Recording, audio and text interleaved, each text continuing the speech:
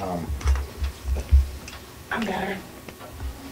Beth, I'll have to bring my And then mark. the other one's on the second page, two.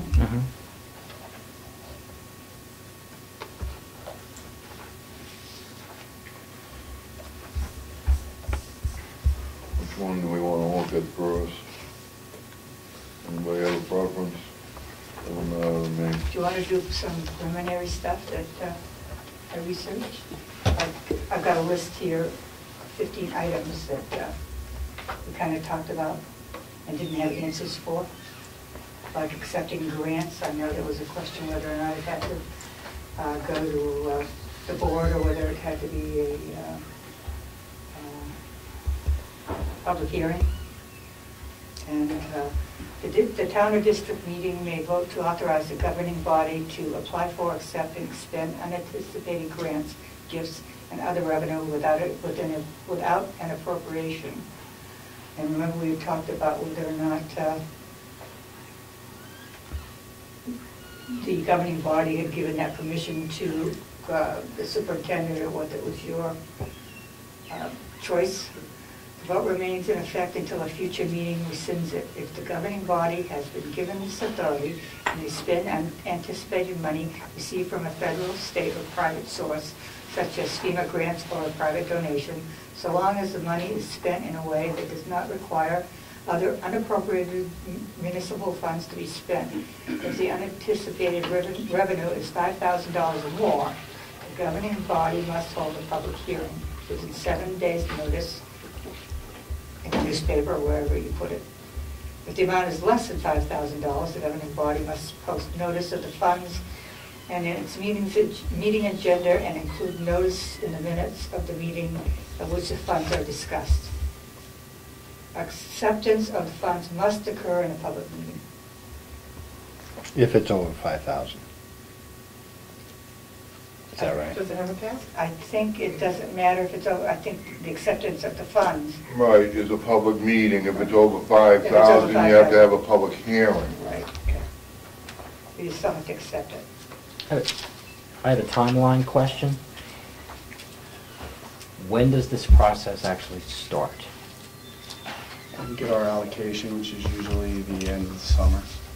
Anytime after July 1st, it can come in.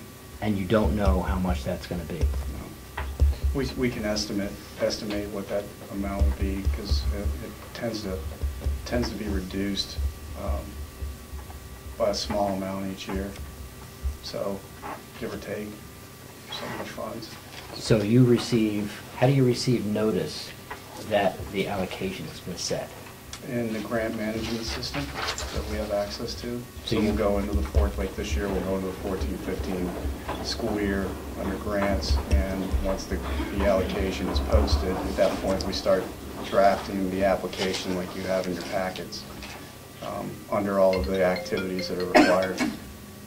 So we allocate the fund, we determine how we allocate the funds within the total allocation based on the activities that are required. I believe, Priscilla, on what you were referring to is regarding competitive grants. Anything above and beyond your, for us, these are our annual federal entitlements. They're not competitive. We are allocated these monies.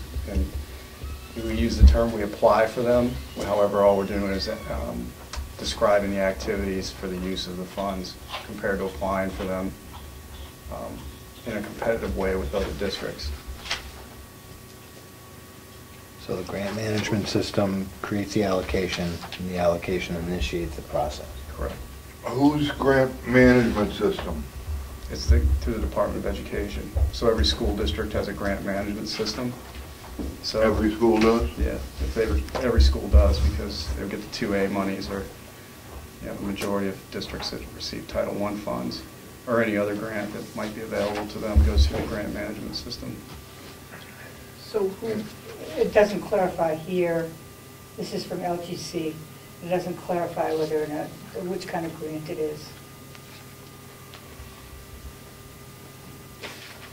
As part of the grant, you have to accept the grant in its entirety, or can you pick and choose? You can pick and choose. You don't have to spend the entire amount of money, but you do have to put monies within the required activities, such as Title I. You have to put monies for homeless.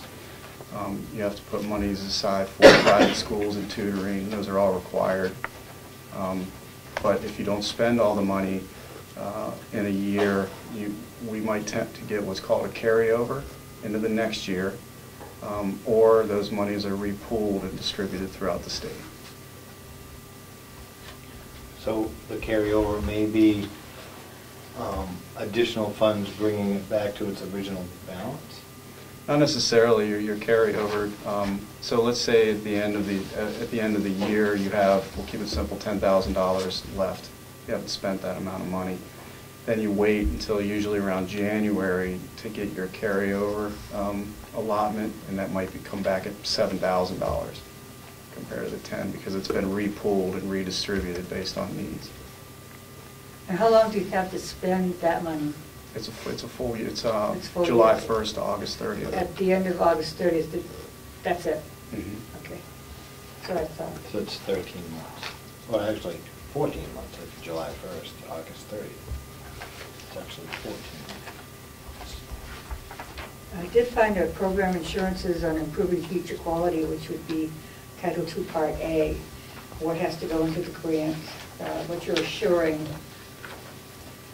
And I've highlighted some of the things to get people to look at it. And there's really no sense of reading it all, because it just kind of tells you what your insurances are. You wanted to know what the insurances are. This just happens to be one part of it. So,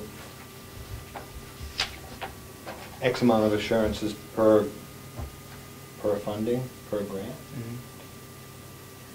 Is there a standard amount of assurances? I mean, is it usually you have to promise 6 or 7 different things, or is it? It varies based on the grant.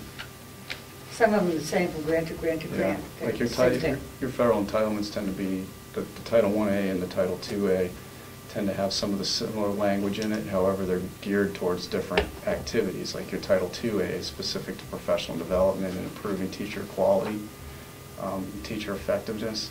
And Title I-A also has professional development piece in there, but it's mostly driven towards providing services in mathematics and in reading and math for the low-income families that basically meet the requirements for free and reduced. So those are families that would need services that don't necessarily get those services in a regular school setting. That's why we have Title I teachers and so forth, because they service the Title I students. Do free and reduced lunch, is that all Title I? That's how our Title I monies are allocated. That's how the numbers are determined.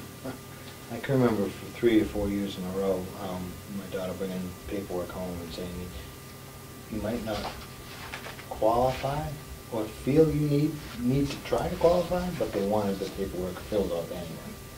And I can remember it some time ago about, or sitting and hearing that we need to get the numbers up for free and reduced lunches so that we can get more grant money. Is that the reason for the annual paperwork sent home, to try to get? No, the intent to send that paperwork home is to make sure kids that can't afford to eat are eating. That's the purpose of that. They've tried to reach that 30%, it used to be 30. I don't know, is it 40 now? I'm not sure the specific number. But they used to try to reach that amount so that they could be a school-wide school. Which, I mean, it's... And, of course, like he said... They've done that in the past for some. Yes. Of course, tried to get everybody that needed to be on that program, Yeah, that's the main goal. Right. Right, but... In our application process, since I've been here, putting that information out isn't to drive a school-wide Title I process. It's about making sure kids are eating. And I mean, that's how I interpreted past actions. It just seemed like there was a desire to have that greater number so that the district qualified for a possibility. That's what I saw too. So you send something home to find, how do you determine if somebody can't afford to eat? It's basically, it's an application that families fill out, and that application goes through a formula to determine as to whether their household income is below a level that they could either receive, if it is below that specific threshold, they can receive free or reduced lunch and breakfast.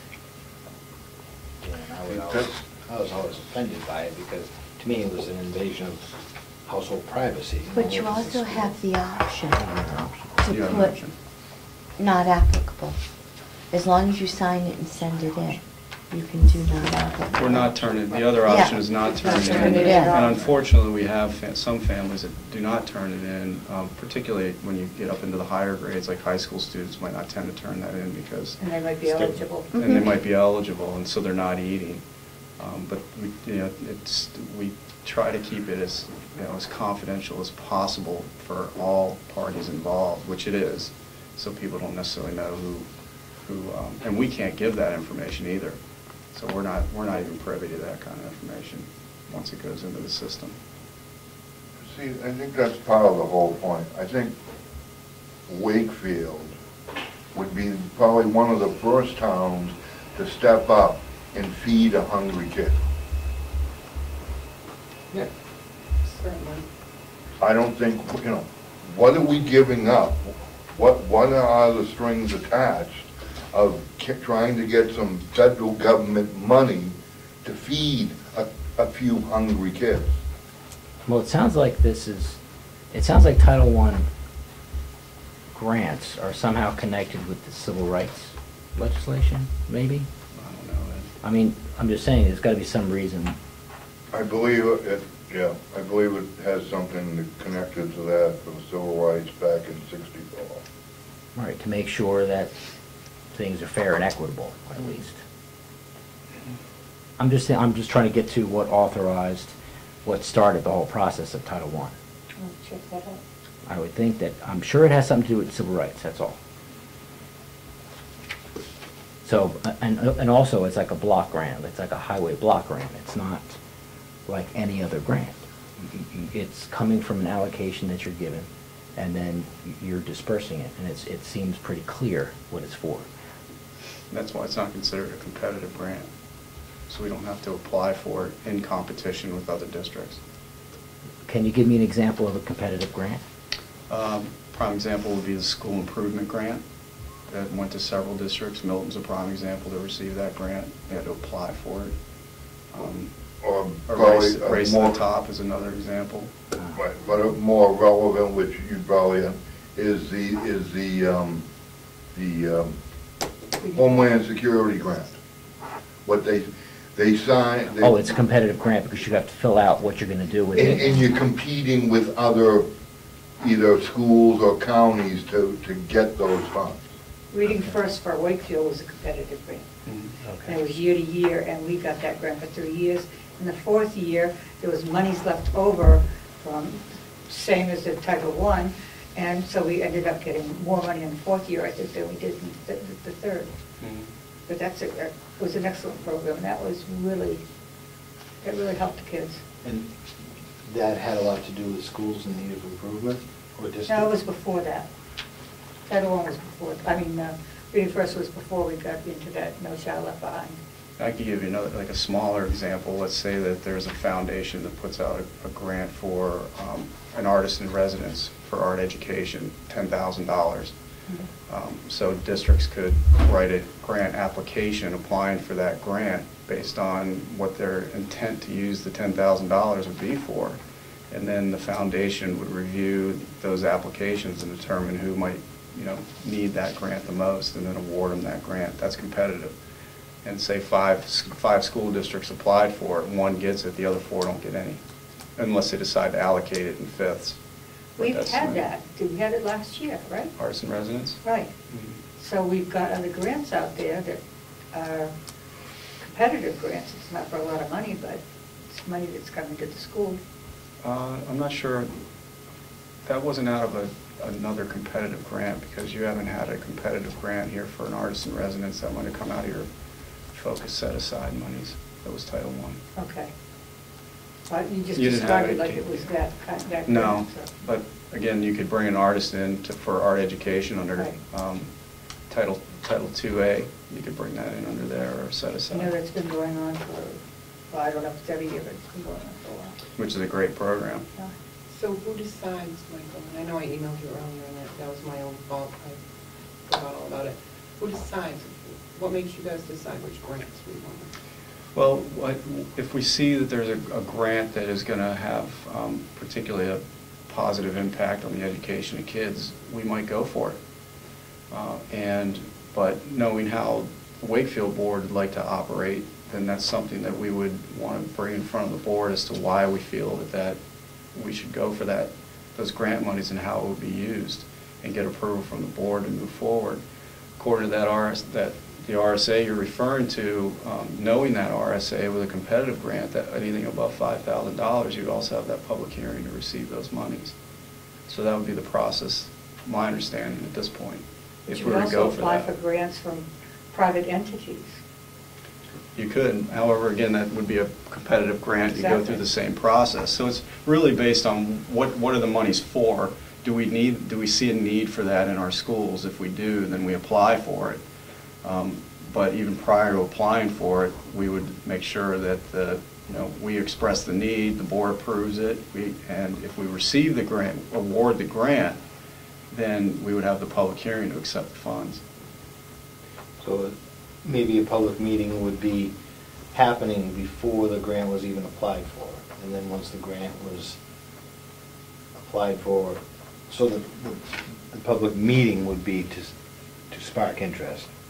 Grant application made, the public hearing would be to make sure that the grant was going where it was supposed to be going. The way I interpret that. They had no idea what was going to be in that grant. Yeah. The public hearing is to accept the Accept the funds. funds, correct, because it's above $5,000, if it's above $5,000. Okay. The That's how I process has interpret that. already happened, and now you have to, by the RSA, you have to have a public hearing to accept $10,000. Mhm. But why wouldn't you want a public meeting before you even apply for the $10,000? Because you wouldn't even be able to tell people what you're applying for until you get the, Well, I think that's what Michael just said, that with the way Wakefield is, maybe they need to start coming to the board and asking the board, what funds or what grants do we want to have go out for an application?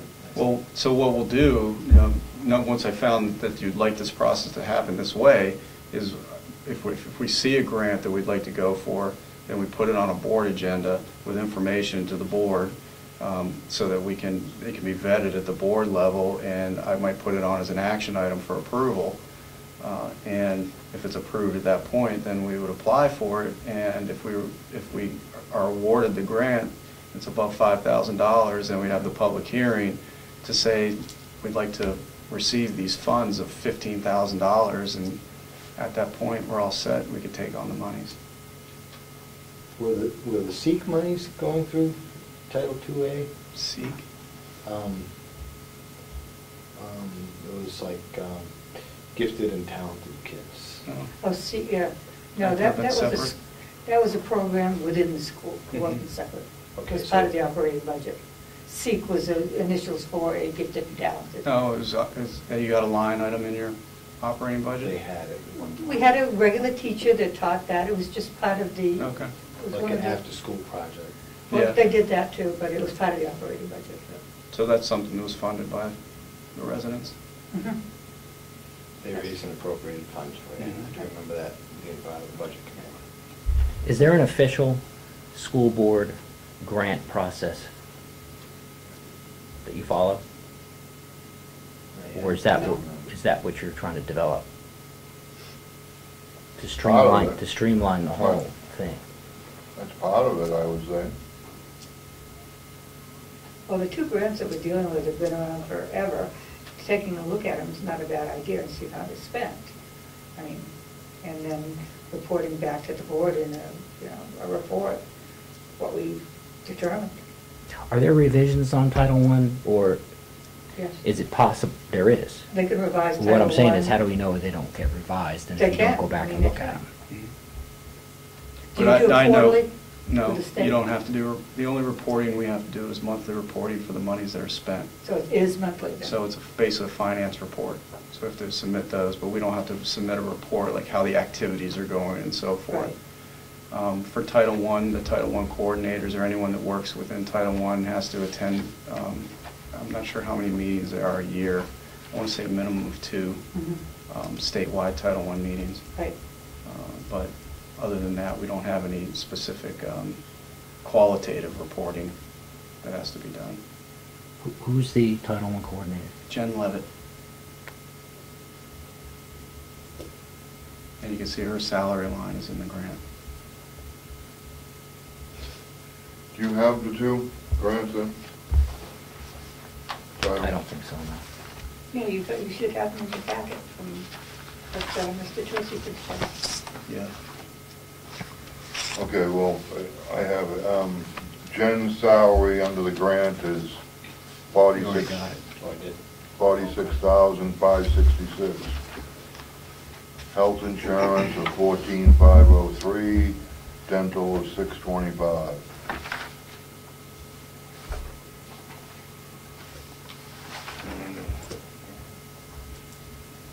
Is that something that we really need to be discussing in public? It's public information. Information. Okay. It's listed right there on the grant. All right, It's well, public I just information. don't want to be, Their salaries are published in the annual I report. understand. I would avoid talking about benefits. Yeah. Yes. Well, what's the total amount? $118,853.24. And even if you just name what position it's assigned to as opposed to names. I'm curious, though, the salary item, is that including the page 28? You probably don't have the same thing. The second page, category instruction, salaries and benefits. Its funds will allow these funds will allow the individual to write the grant for, I believe, $4,300. Is that included in the salary, or is this separate? That's separate Separate. because those So are. she has those this are- over and above her salary, she gets another $4,300. Because those are above and beyond her contract hours. I do remember seeing all that paperwork.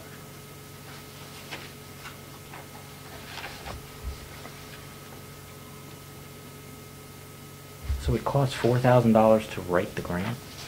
And monitor it throughout the year. Oh, it's just monitoring. Mhm. So monitoring being the person reporting back to you or? Yeah, so, Wanna no. look at that one? Yeah, it goes specifically to, so if, let's say there's an additional need, say we have to bump up the homeless line in there. We get a family that moves in that's going to require services. So Jen would get that information and then adjust that line, and that adjustment would go in the grant management system, and it would have to get approved, the adjustment. So that's monitoring throughout the year. Let's say that we need additional Title I resources for the Title I program, because we came to our attention, we might need some more readers or so forth. She would adjust that under supplies and instructional materials. So that's how she monitors throughout the year. And just let me go make a clarification on that as far as, it's not, nothing personal. This is just about the money. Oh, I understand. Okay, so I just wanted to make that clarification. This No, I just- has nothing to do with, personalities or individuals and nothing. We're just I talking, appreciate it's that, and I money. understand that. Right, well, I just want to make that clarification, so no one construes that, that I meant it in, a derogatory personal way. It's not, doesn't have anything to do with any individual or person individually. It's strictly about the money. Ed, I know you asked about what portion of this goes where.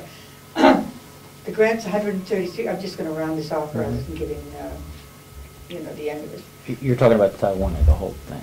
the whole thing. The grant's 133,550. Mhm. Subtract the salaries of 118,853. That leaves you 14,697. Managing the grant, 4,385. That leaves you 10,312. Subtract non-public school, which they have to deal with.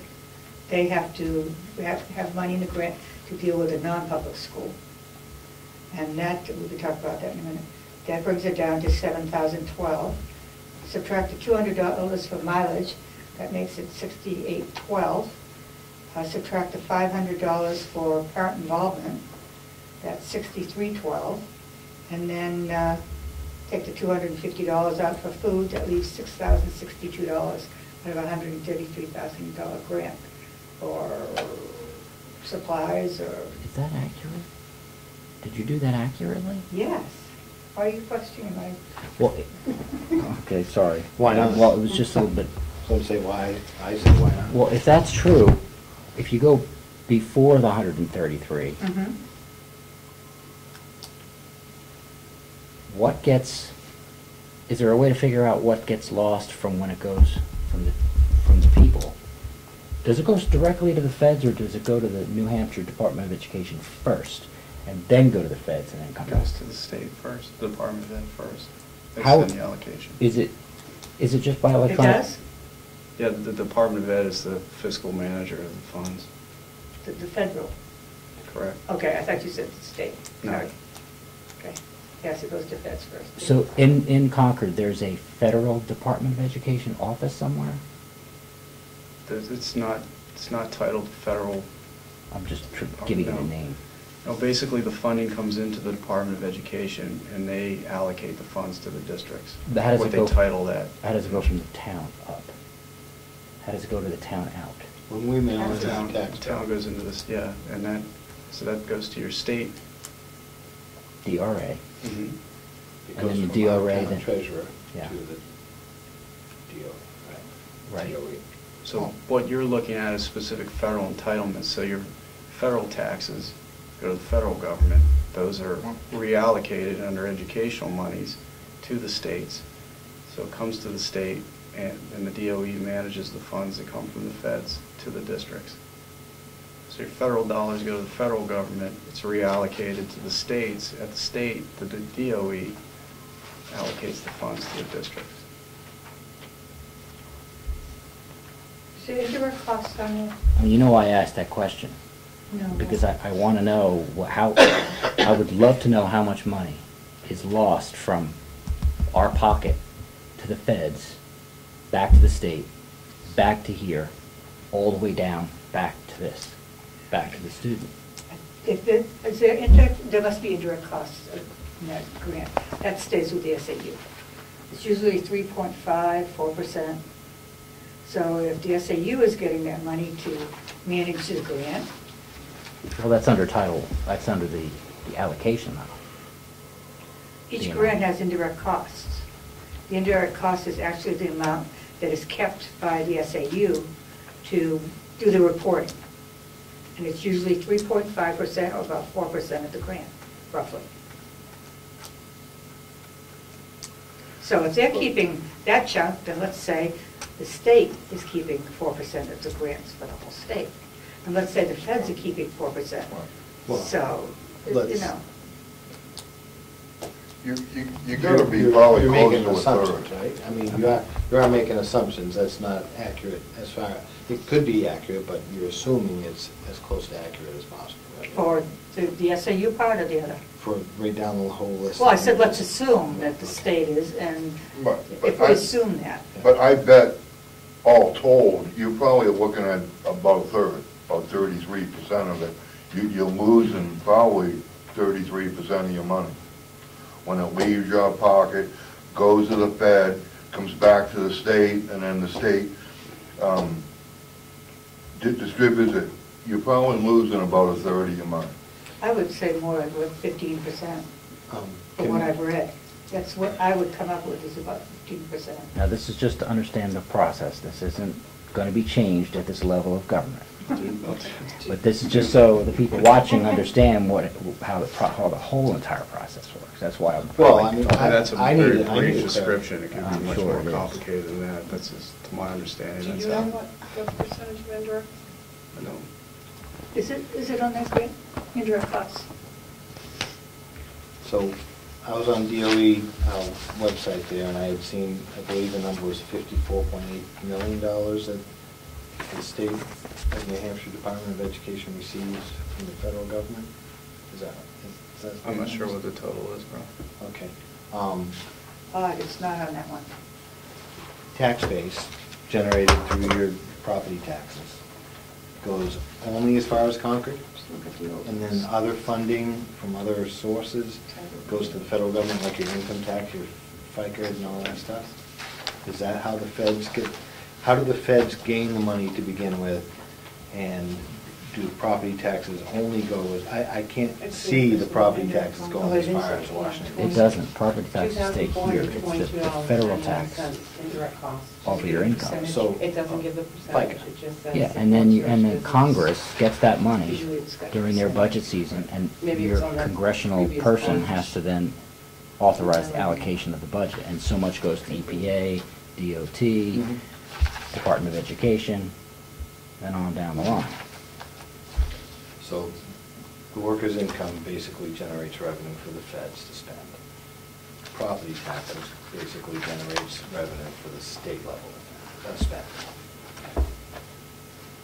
Just want to make sure that, so now the Fed, out of the workers' incomes, or the Federal Insured Contributors Act, they take some of the gains and turn around and hand it back down to the state.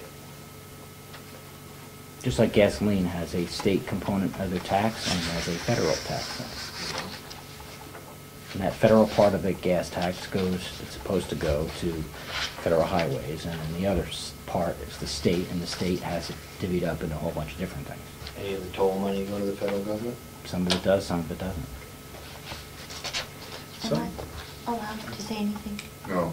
Okay. For sure. Just to throw in a quick defense on two of the line items on the budget type thing. It takes a lot of practice, experience, knowledge to write a grant, because you can't just have, Joe Doe go write a grant and the state's going to accept it. The wording has to be specific, everything has to be just so, otherwise they'll throw it back, and you run the possibility of losing the grant.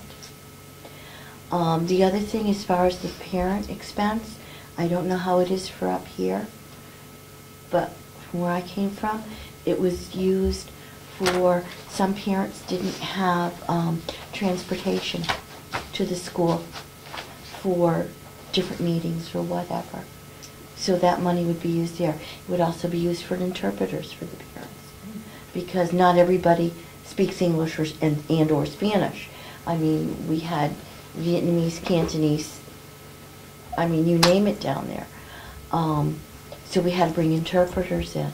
So part of the grant money would also be used for an interpreter. So, although it sounds like parents $500, it's not, it goes into the parent's pocket. No, I know that $500 has been used for gas money to get people at the meetings Right. here. I know that's happened. Well, I wasn't sure if everybody was aware of that. Same, very similar with the parent involvement or the food line that's in Right. there. You know how they have a literacy night here that I attended last year, which has been going on for years. And food's provided, that comes out of Title I monies as well. The last year's Title II grant did give a percentage of the indirect cost. It was 5.3%, $3,100 to the SAU. So it could be as higher than 4%, it could be 5.3. And that comes in as a revenue. Hmm? That comes in as revenue, so they Right. see it on a revenue report. Do we get a revenue report, or does the board get a revenue report from the SAU? Every month. From the SAU money, what you've taken in revenue? That, we provide that at the joint board meeting. Okay. I don't remember ever seeing the revenue report. We do an expense and a revenue, just like we do at the Wakefield and Milton board meetings. So I'd be curious, Ed, to see what the sample report looks like that comes out of the grant committee, if that's what's going to come out of this committee. Mm-hmm. I think it'll be interesting. I mean, I was pretty sure that property taxes stopped in Concord, but I wasn't absolutely sure, so I had to. Yeah, there's an actual formula to produce the indirect costs on these grants on the Department of New Hampshire Education website. Yeah, see, if we, There's an actual formula to do it. if we come up with something, that could be something that, you know, once you have it settled, you can put that right on the website. So whenever there's, and that could be part of the process. That way, if you know you're going to apply, that it's part of the public involvement is to show the entire process and just put it on the website. And you can print it out, bring it with you, you can talk about it. Amend as necessary. So would that be the charge of this committee? To formulate an official process. Formula of going through the whole process of reviewing the grant and getting that information to the public. Yeah. So there's never so if when the board changes, they'll always be able to follow that one process. So would that process be separate for competitive grants compared to our annual federal entitlements? Or would it be the same? It would have to be different because it is Okay. different. Yeah, I would agree. Because I don't think, you know, parents that are sitting home right now, they don't even, you mentioned what Title I and Title II is, people don't really know what that means. They don't even really know what a competitive grant is. Except for the parents who know that are receiving, their kids are receiving Title I services know it well, because part of the requirement is notifying parents that they're eligible. For instance, part of the process may actually make it better in trying to get the information needed to make sure you're servicing the kids that need it. I mean, how well are we doing that? I feel we're doing that well, because basically when you determine the eligibility of a student for Title I services, first of all, you obviously have somewhat of an understanding if they fall within that threshold for low income, but it's also based on the assessments that we provide for students to determine their math and their reading abilities. And there's a threshold there as well. There's students, they're basically Title I students, are those students that need services that don't qualify for services under special education, but still have needs in their academic abilities for reading and mathematics. So Title I picks up that end. So they don't qualify with as a student with a disability. However, their academic abilities are low enough that they still need support services in place, and their income, their family income is low enough that they know this family is not going to be able to provide those services, and it would be above and beyond what the school can provide. Therefore, Title I comes in and picks up the additional services. So it catches those kids right on the border of receiving services through special education, and those students that don't need additional services. So it catches those kids right on that border. And I always thought that this was a good program, Title I. I always wondered why they wanted to go school-wide school, because it seemed to me the kids that really need this, if you go school-wide school, are going to be not going to get that special attention.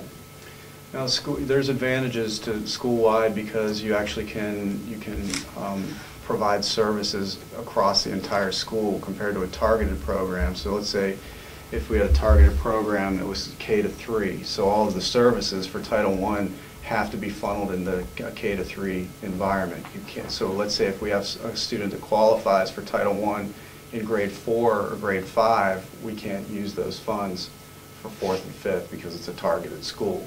So when you have a school-wide school, for Title I, you can use that $133,000 for all students in all grades, where if you're targeted, it's only for specific grades. So there's advantages to going school-wide because it gives you flexibility in the number of students that you can provide services to. And you can do school-wide when you get the number above. When you break the threshold. Yeah. Like, or your focus school. And what's the threshold? It was 30% of free and reduced. But I don't know.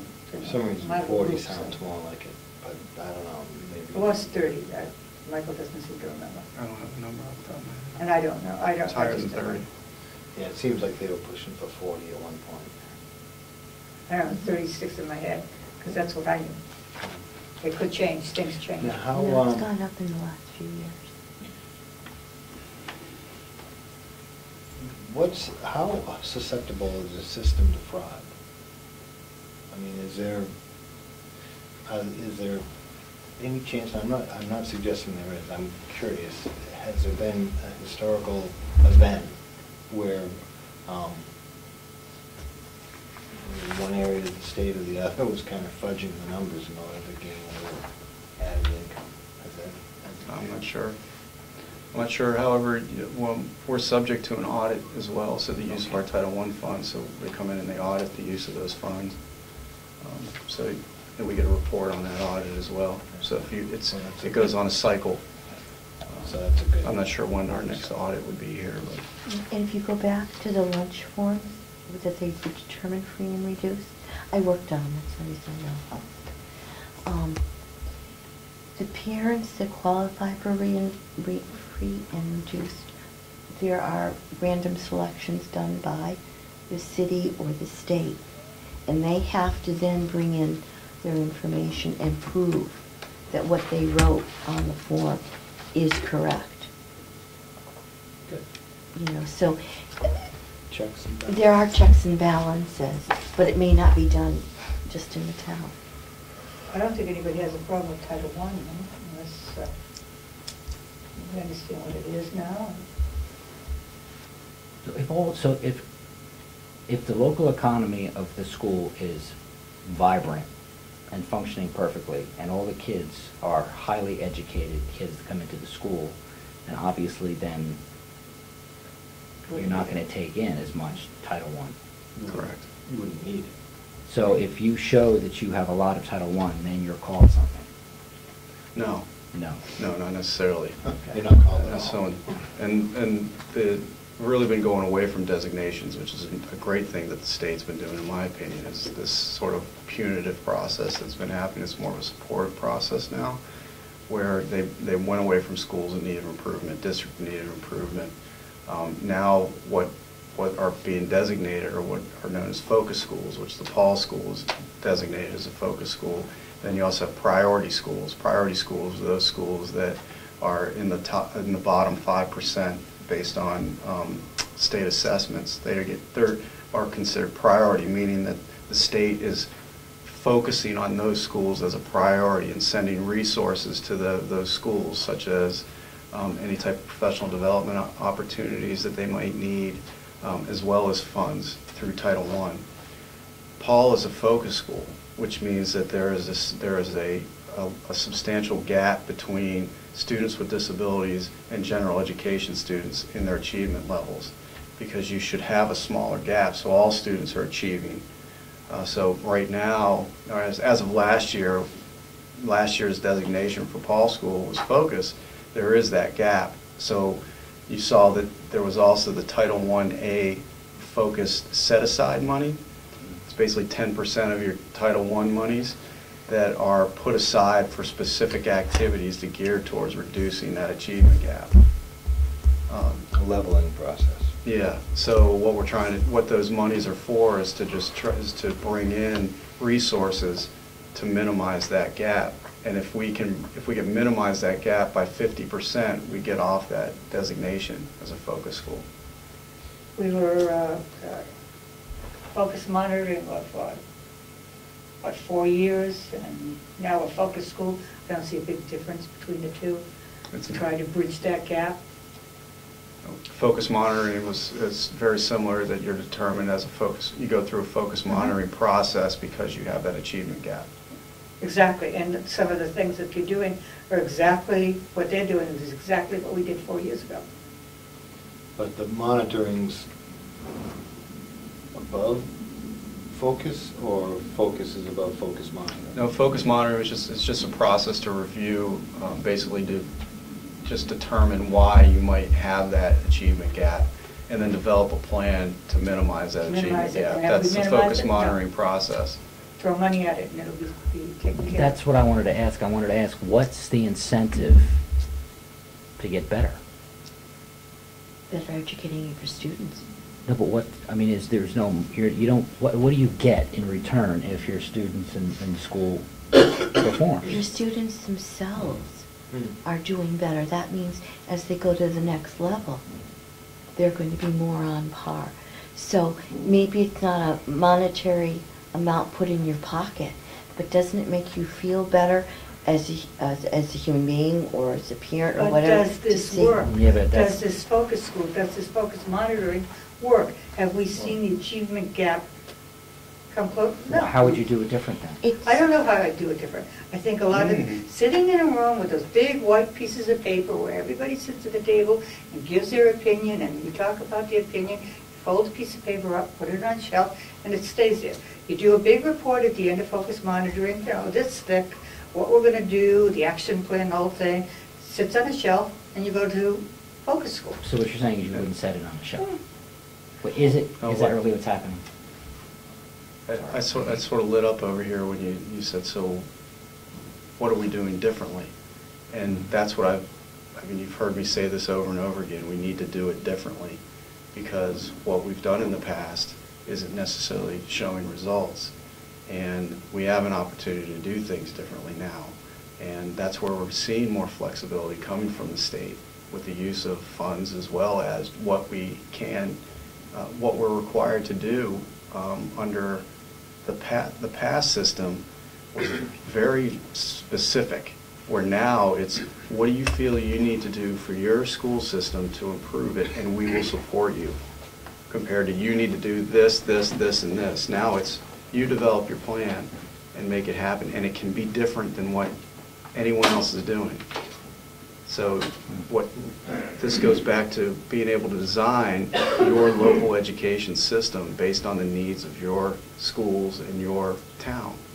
And that's where it is right Design now. focus monitoring, nobody told us. But it What was, you just but described Priscilla, was is all, exactly what we did. but it was all the same things, wasn't it? Same things you've been talking about for years and years and years, all the same teaching strategies, all of the same I data. haven't seen anything new for ages, it's reinvent the wheel. And that's my point. And so now something's gonna be different, Trying. bring it on. Sorry, But it's, open the door. The door has to be open. But the piece is doing things differently is communicating what those things are going to be, and that goes through that process of the grants. So that's where we are really at this point. Now, I mentioned the incentive monetarily, because I'm sorry, but that's our capitalistic system.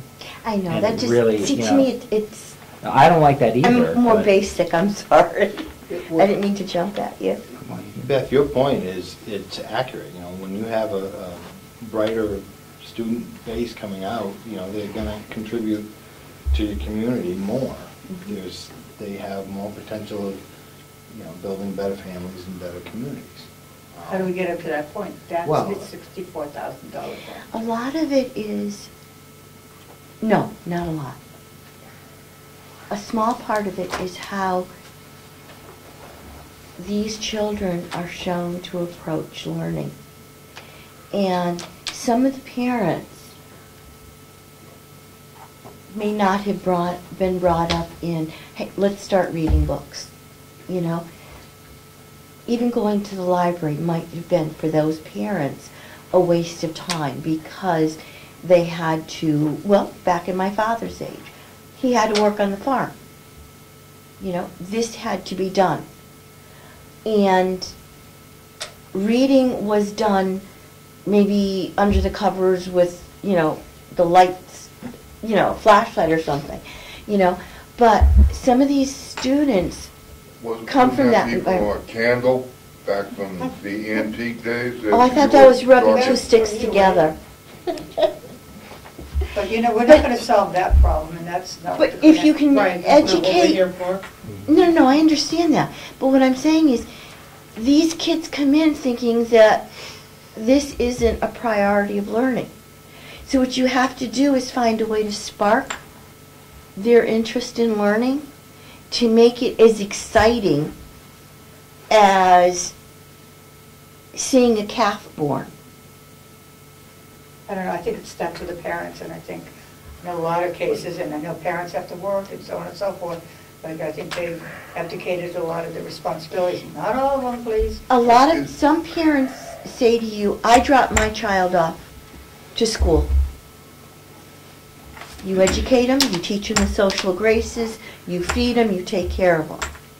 I'll see my kid when they get off the bus at 5 o'clock and take it from there. That's the parent I dealt with. Sorry. But is that part of the, or is that part of the problem? Because understandably, you want all your kids to, you know, your kids with special needs to be as close to the rest of the general population. That's a lot easier said than done. Yeah. You're never gonna, you know, to say you have, it's like comparing apples to oranges. Granted, you'd love the special needs children to be at the same level as the general population, but in reality, that's never gonna probably They're not all going to be happen. 100% proficient. I No. mean, nobody, if you gave the teachers a test, not all of them are going to be 100% proficient. That's right, It's just and to gonna go back to the Sikh thing, with the gifted children, wouldn't we all love to have every single kid in this building be a gifted student? And I would say that every student in this building is a gifted student. Okay, And yeah, I the thing- could.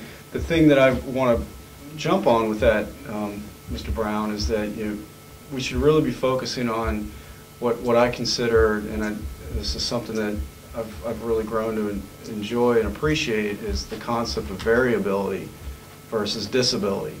So if we move away from the idea that a student or an adult has a disability compared to a variable way of learning, then you can really transform your programming around the variabilities, meaning I have different interests, I learn differently, I'm not necessarily disabled in a way that I might be, but regardless, I should be receiving an instructional program based on my interests, based on my abilities, and that's personalized learning. And that's the direction education should be going. And that is the direction that education is going, because a canned program for everyone doesn't work, and you're never going to minimize that. But once we start viewing students as having this variable way of learning compared to being disabled, then we open up the opportunities for all students, and it opens up the walls of the school. You should throw that disabled child right out of the vocabulary, really. We're trying. I really We're working on the But typical and trying to compare the non-typical. two all the time in base monies that the school is receiving, I don't think it's working.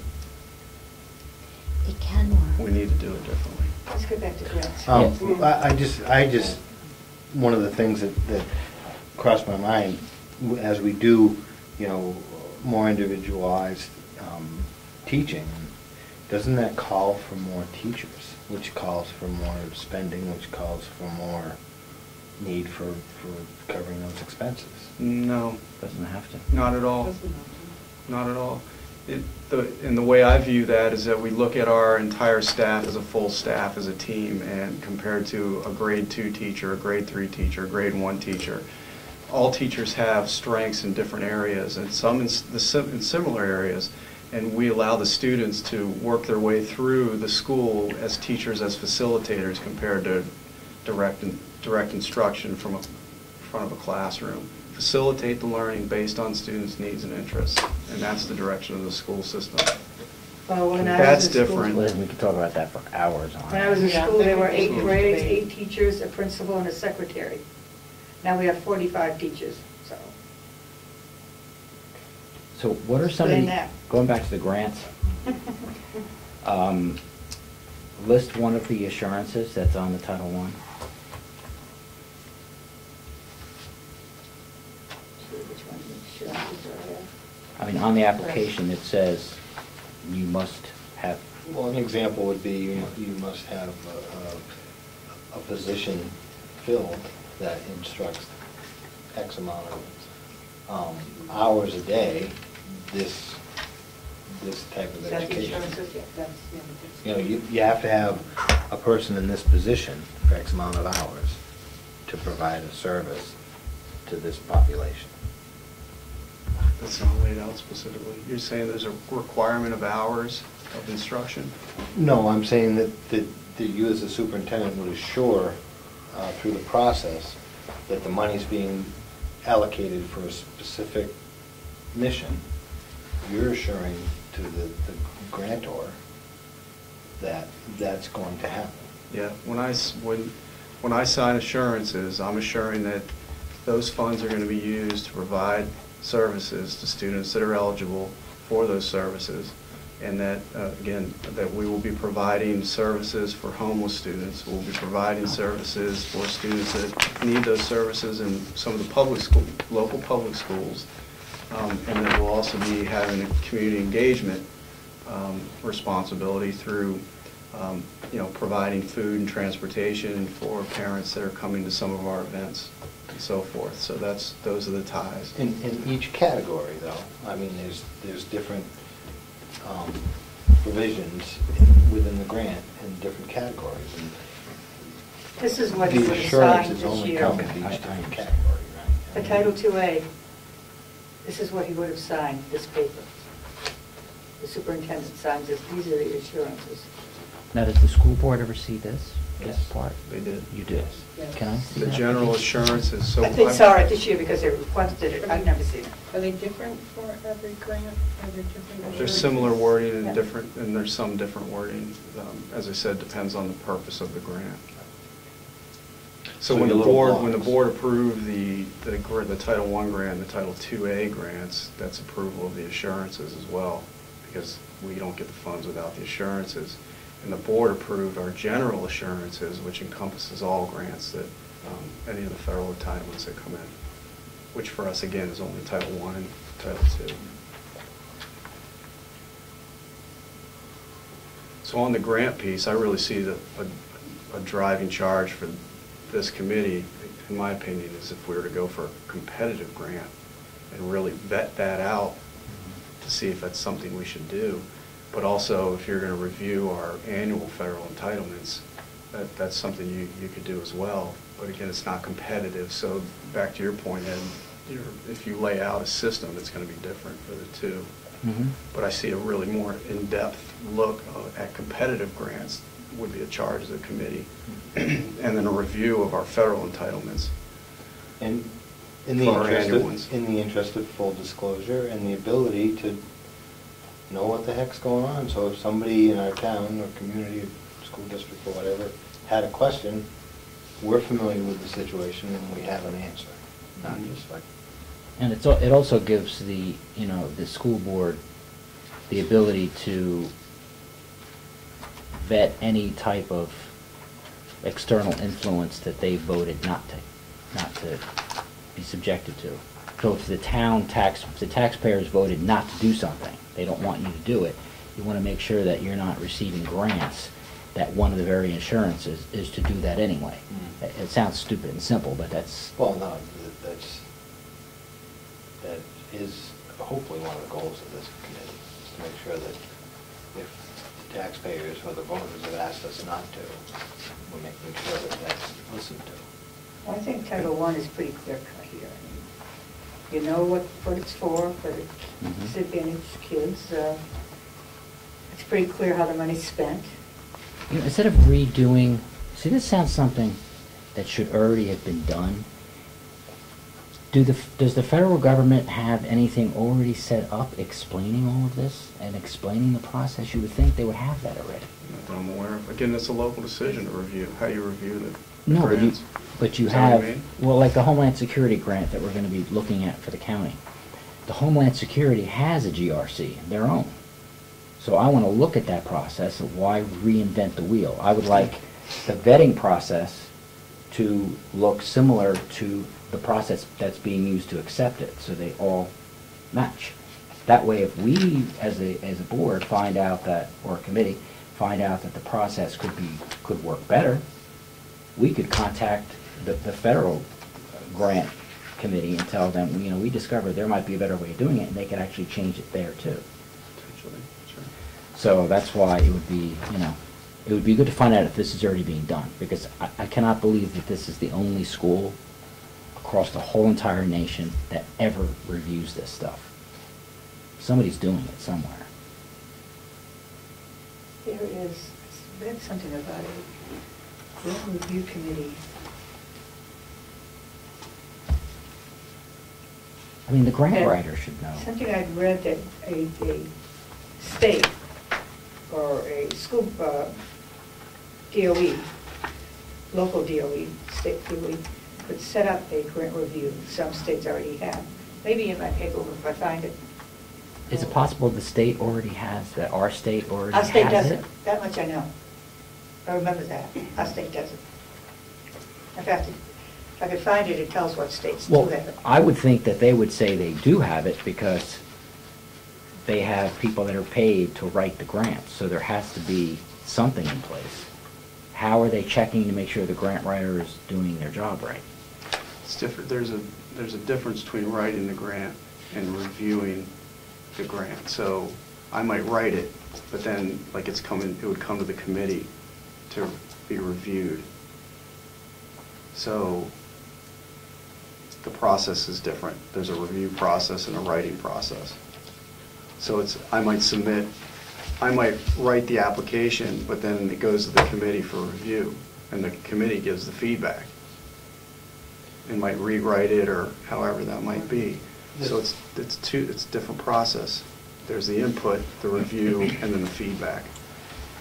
I have a piece of paper here, I don't know if I got it from you or if I did it myself, explaining what Title I and Title II That are was in your designed packet. to do. That was in the packet. That was in the packet? Yeah, Well- all the entitlements are there. Underneath that. This paperwork, okay. This one? That one? Yes, okay. See, I would think that the grant writer should be part of the committee, because there might be something that they could also learn on the writer, on the reviewer, and then at the state level, if there was ever legislation added to You'd have to add pay that. them. What? You'd have to pay them to be there. Correct. You'd have to pay them to be there, not kidding. So you think there's professional grant writers that are living a nomadic lifestyle and moving from one area to the other and just writing Absolutely. grants? There are. There are. People Huh? write do grants that for a For a living. living. That's what they do, they write grants. Yes, you can't write a grant for a living. Another idea, They right? make good money. Stolen right out from I have a under me. million more questions about this whole process. There's professional development to help teachers.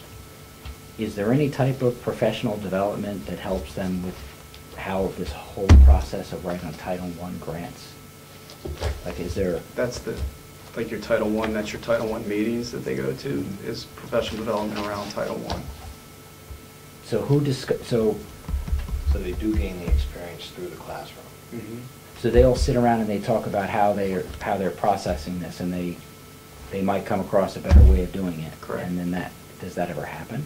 Yeah. Meaning where they actually do change the way the process is running? Yeah, I mean, the Title I network's a pretty tight network throughout the state. You know, you have coordinators that communicate regularly on grant management aspects, particularly around the time that's to write the grants. Maybe there might be some activities that are being written into a Title I grant in another district that might be of benefit of another district, and those two coordinators know each other and say, we're going to go for this activity because we saw great results. That communication happens, but you're still following the same protocol. You have those activities that you have to allocate monies within. It's just how do you allocate the monies.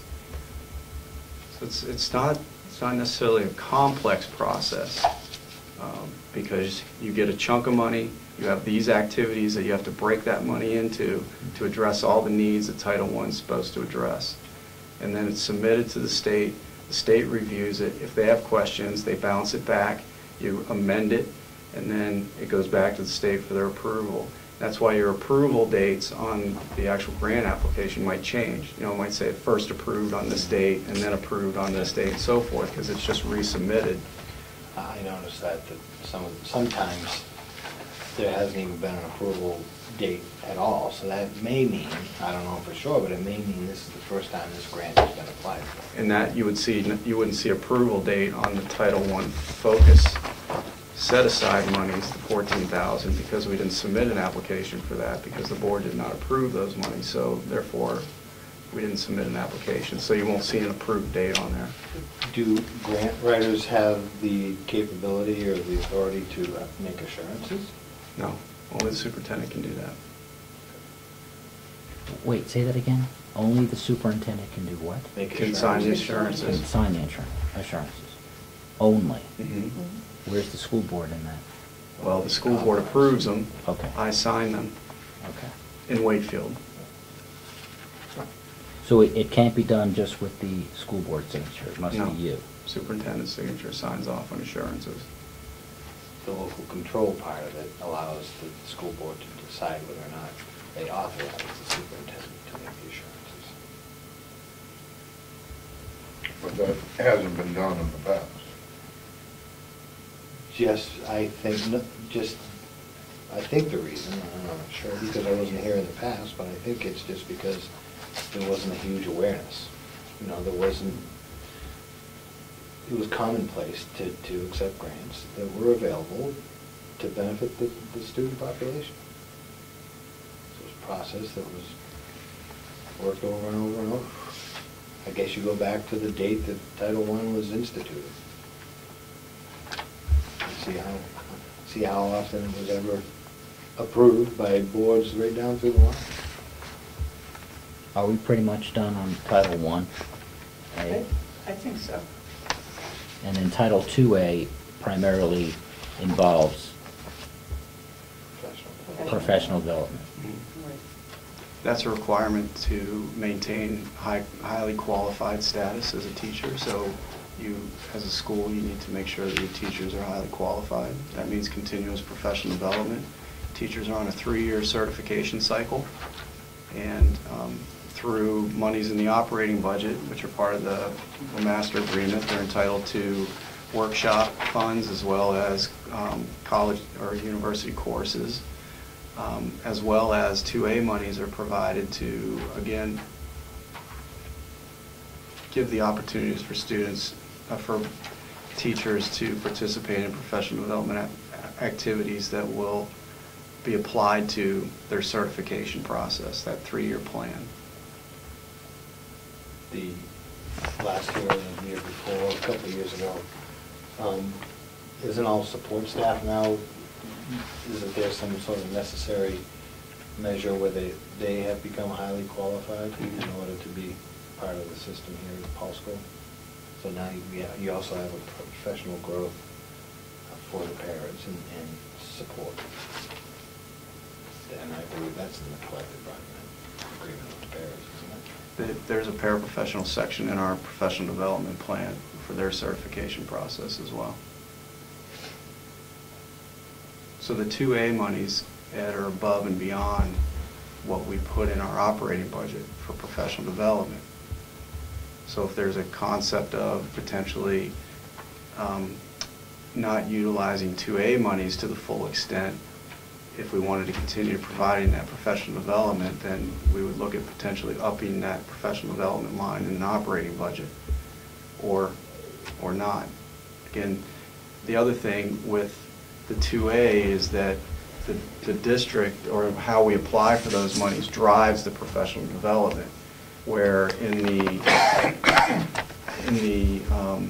the operating budget professional development lines, teachers, they opt into what professional development opportunities they want to take, but it's still approved through administration based on their certification. So if I'm an art teacher, you know, and wants to take a course on auto mechanics, so forth, could you apply that to art? Absolutely, but that would be reviewed. How do you apply that to your certification process if you're going to use those monies? Where the 2A monies are more driven towards school-wide professional development. So you'll see groups of teachers that go for things compared to individual teachers. I have a question on University of New Hampshire Teaching and Learning Mathematics in Context on-site customized professional development for teachers. 12 teachers to attend after-school day and follow-up during the school day embedded in the classroom. What does embedded in the classroom mean? Embedded means that you actually have a model instruction, so somebody that comes in to model the instruction that they're learning about. So let's say it's a specific type of math instruction skill. Somebody from UNH would come in to model that skill. So it's almost like the teacher of that skill is teaching the class, so that our teacher is observing how it's taught. So it's embedded in a classroom compared to pulling the teacher out of the classroom and just teaching them. And this person gets $11,000 to come in and UNH does. be embedded. The other question, Two teacher leaders will be coaching teachers in research-based best practices 25% of the day. Are they one of our teachers?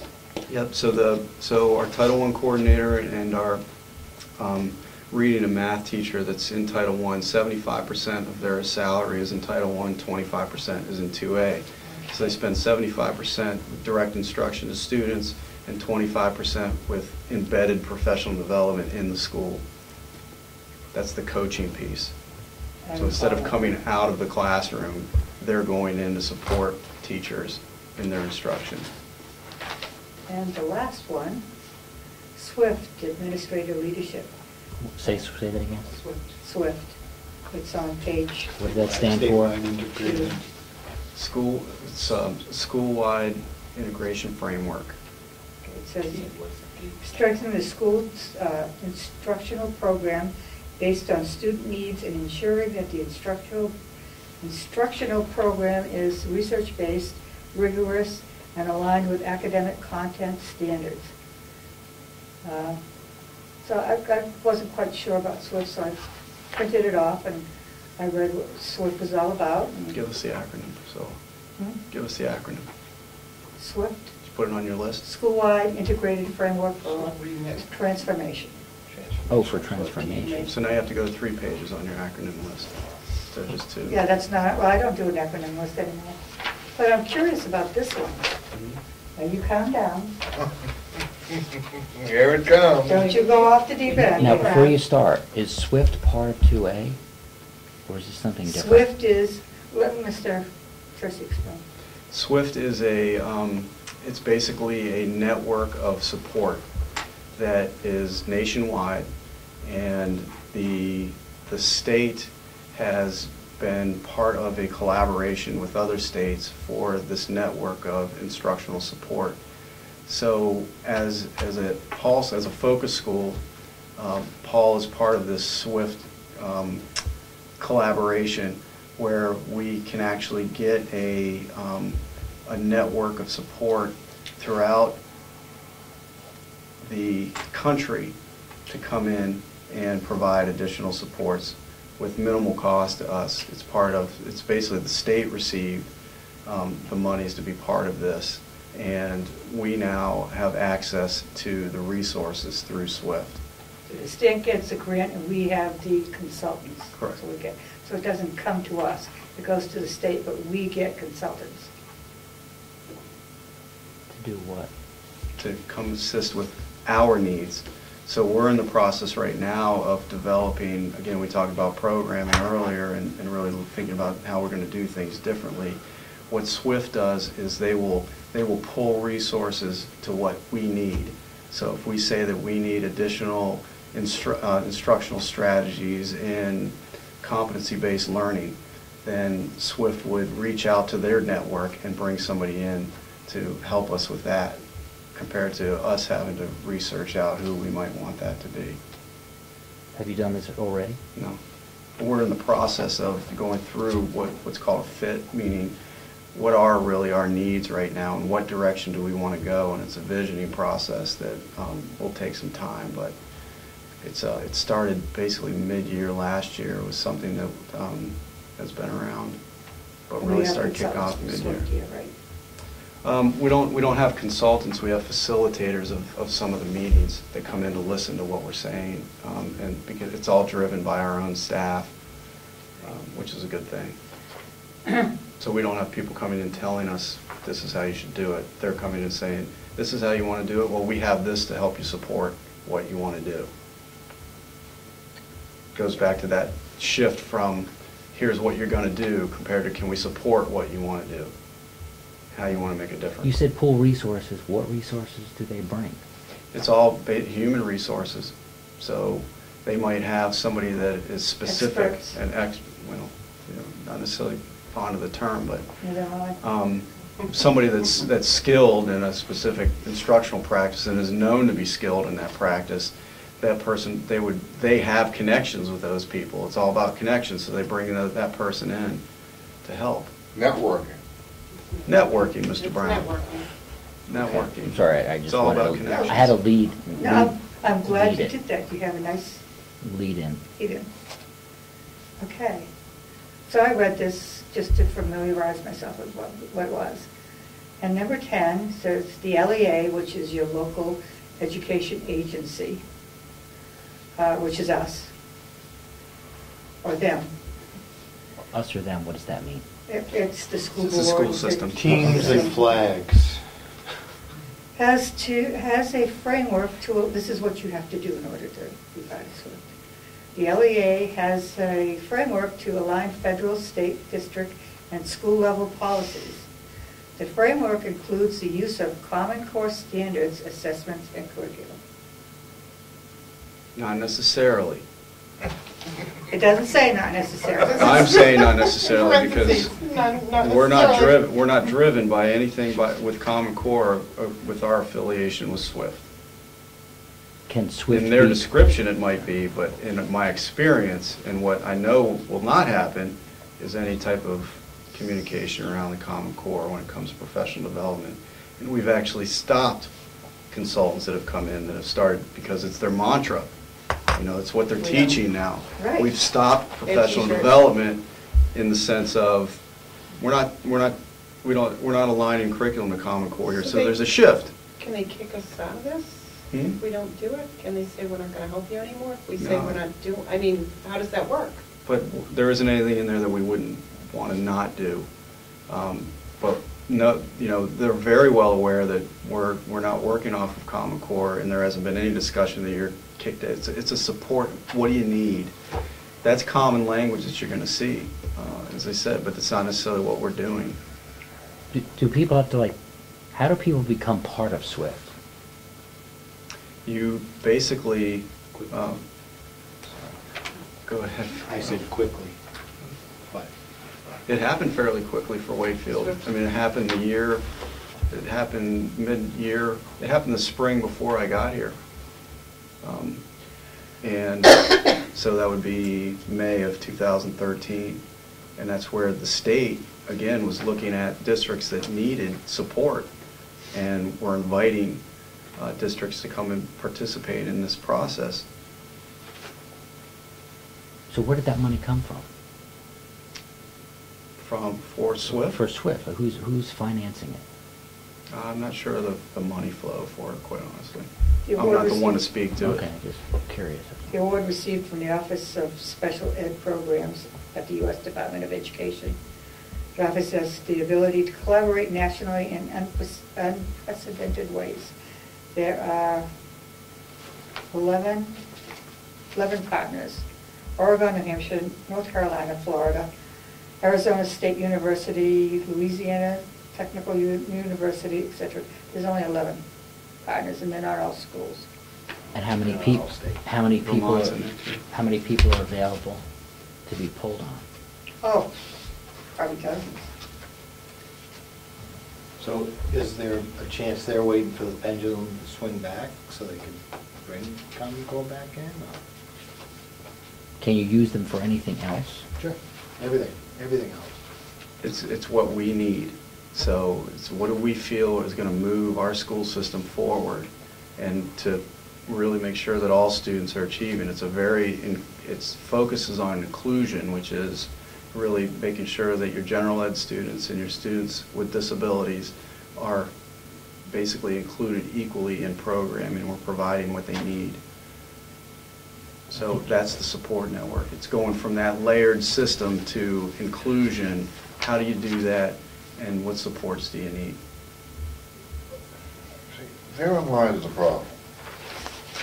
Once again, it goes back to, I don't think, trying to compare apples to oranges, and who wouldn't treat their special ed students equally with their typicals?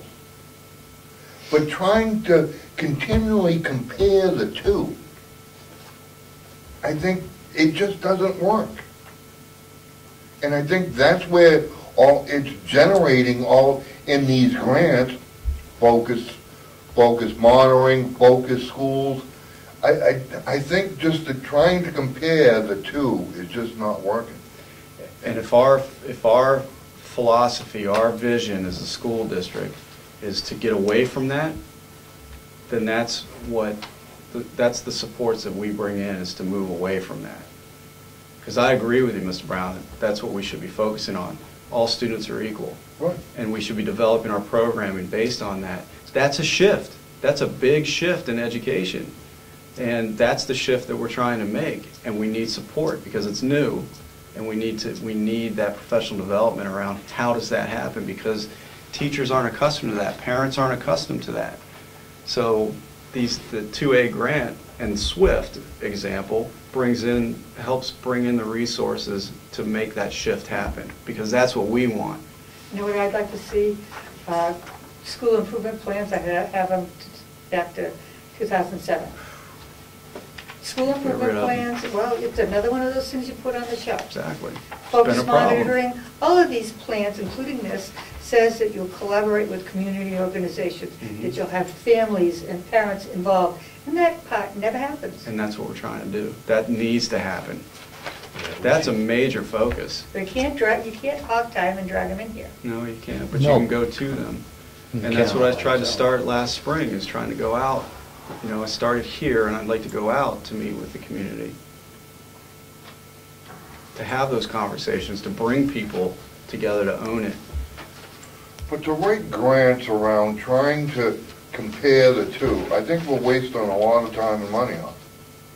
But if we can write them based on what we feel we need, then I don't feel it's a waste of time. I don't. If it supports our Right, if we our can write it based direction. on what we need. Correct. What we feel we need. Absolutely. Not based Right. on what they're saying, this is what's available for you. If we can tailor them Mhm. to what our system versus the guy next door needs, that's what's gonna make a difference here. And we can, that's the shift Well, right that's now. the- That's can the we big tailor shift that? that's happening in the state over the past couple of years, particularly with asking for the waiver. That's the direction. We're really pushing that threshold of, this is what we need. We know what we need for our community. This is how we're going to use these resources to develop what we feel we need. So that's why I feel positive of the direction things are going in education, particularly in New Hampshire. That's the ESEA Waiver. waiver. Yeah.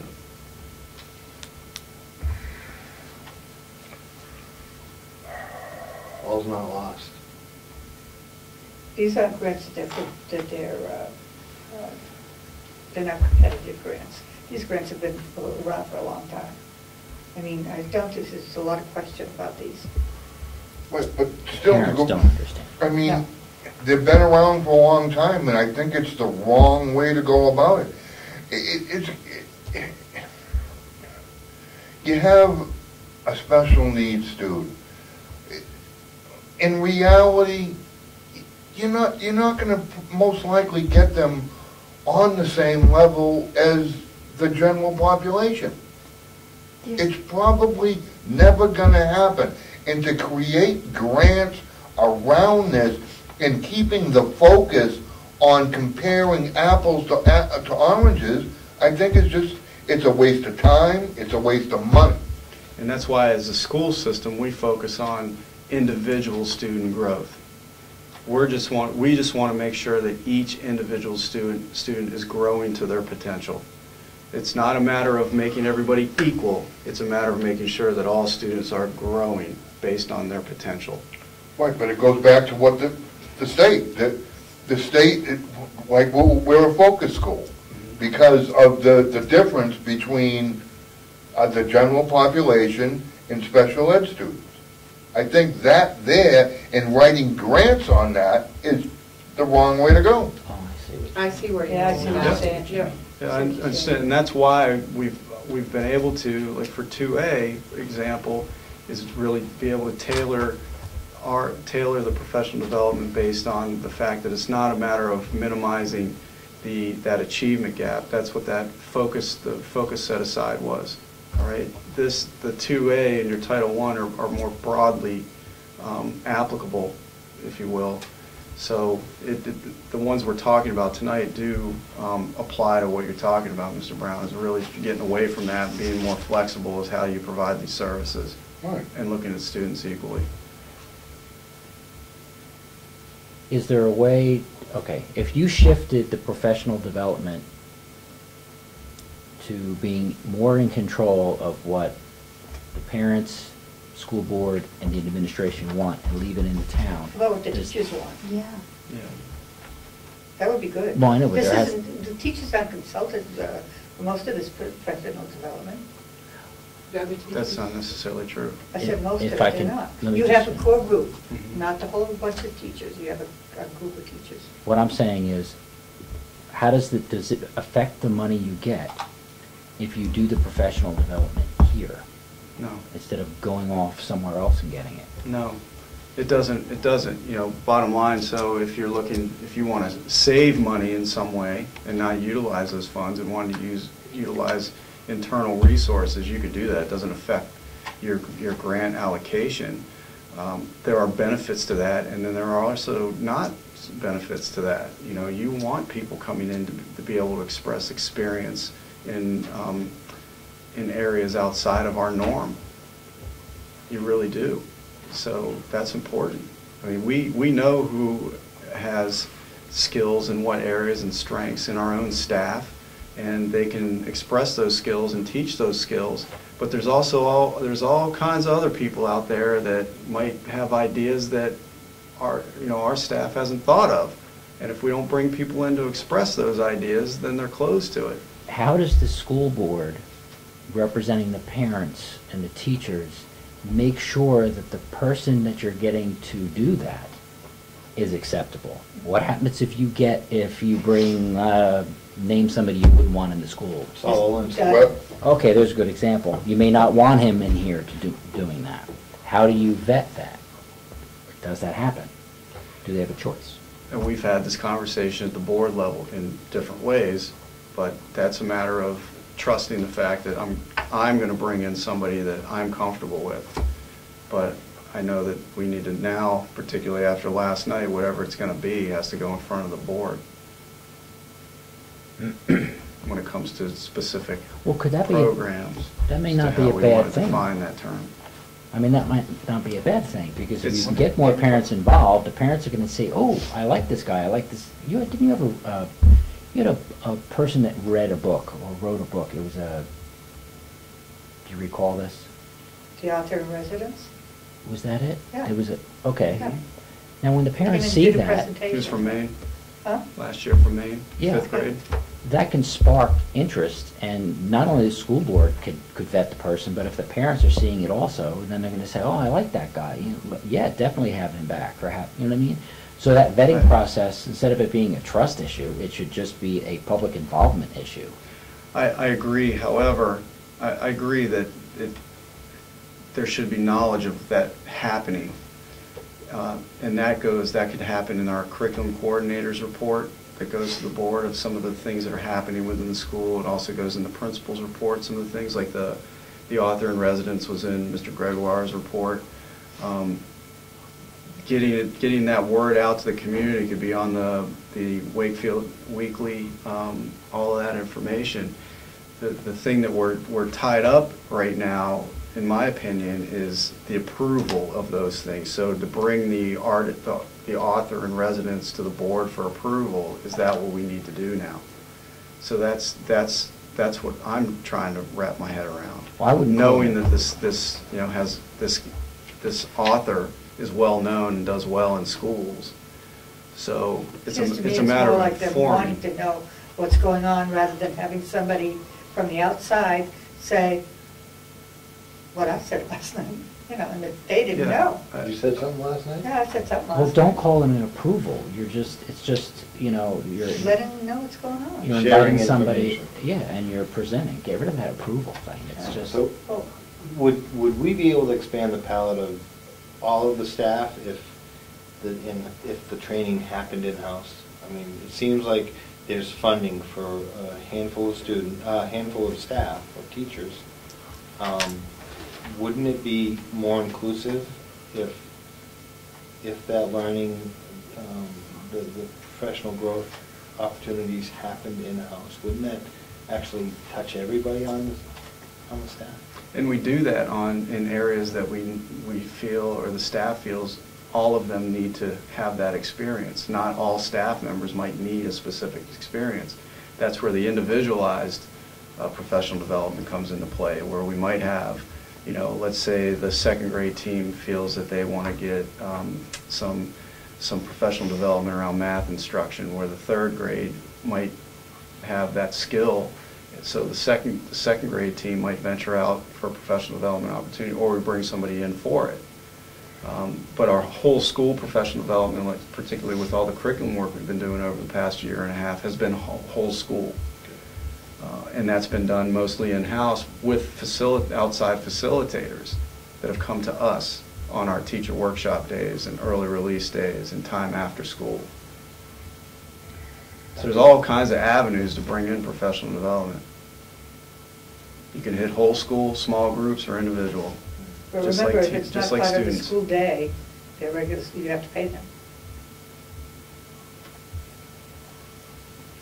And once again, being part of the school day, that's just Takes away taking from the learning. Right. more educational time lost.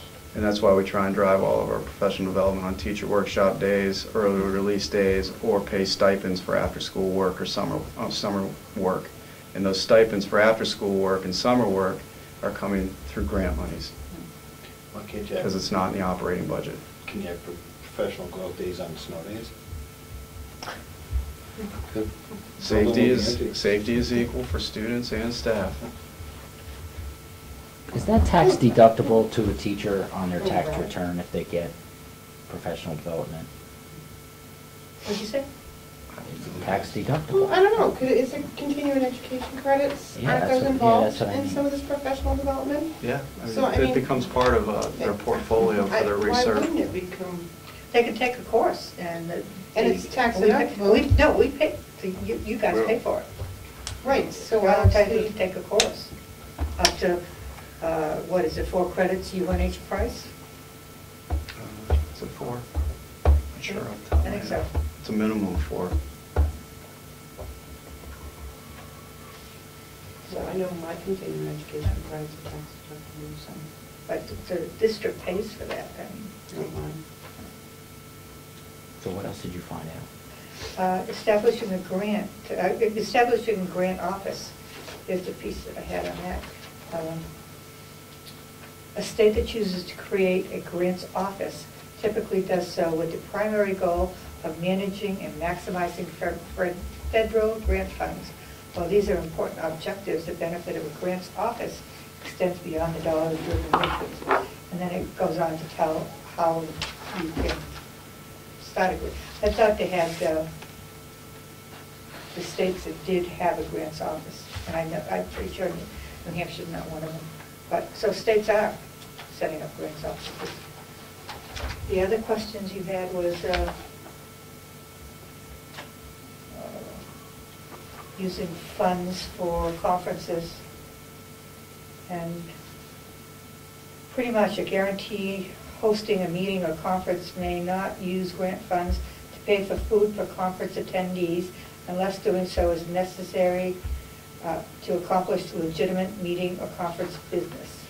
That's correct. So that change happened last year where you can't use grant monies, federal grant monies for food. But before, if they had money left over, then they ate it. So that's been changed. Let's see. I have information on IDEA, which was page 8. Right. Norma, you had a couple questions on I your did. email. I don't know if I hit them all Did you yet. touch them? Let me go in there and I check have to that. run in a few minutes, so I have to make sure that I hit all Okay. your questions. Let me just go in and check and see if you done all of them.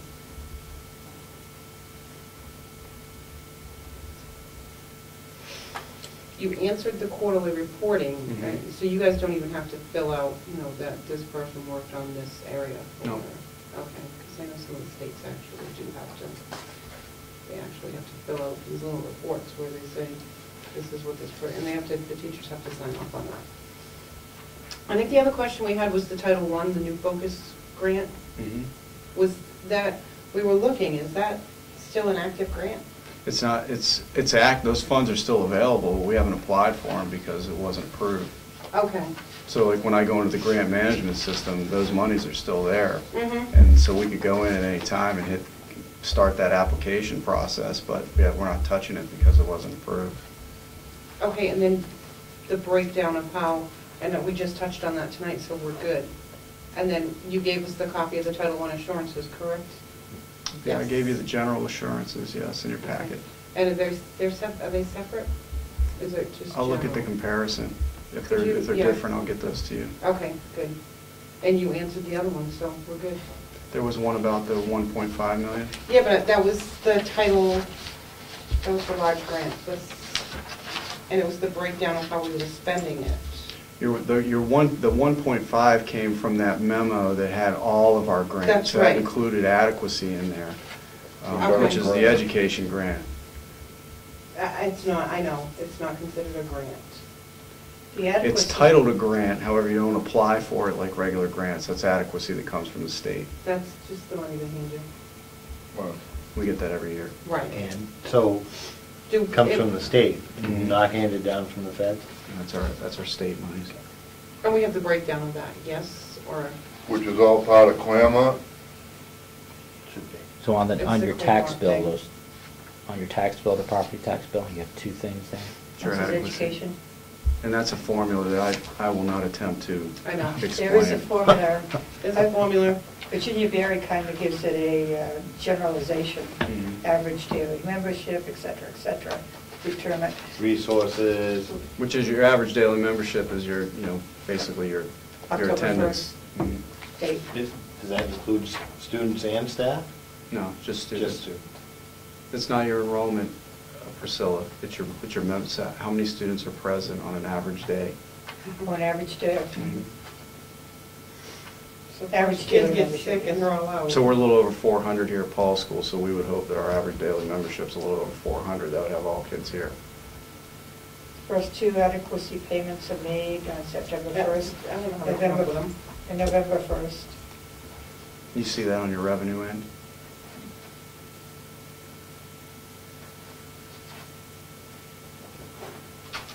SEA is applied to the Department for Funds using the consolidated state application process, to which states submit a single application for funds for a number of federal education formula grant programs. One and two are formula grant programs. Sorry. Title I and Title II formula grant programs. Well, the part of the formula is your low-income numbers.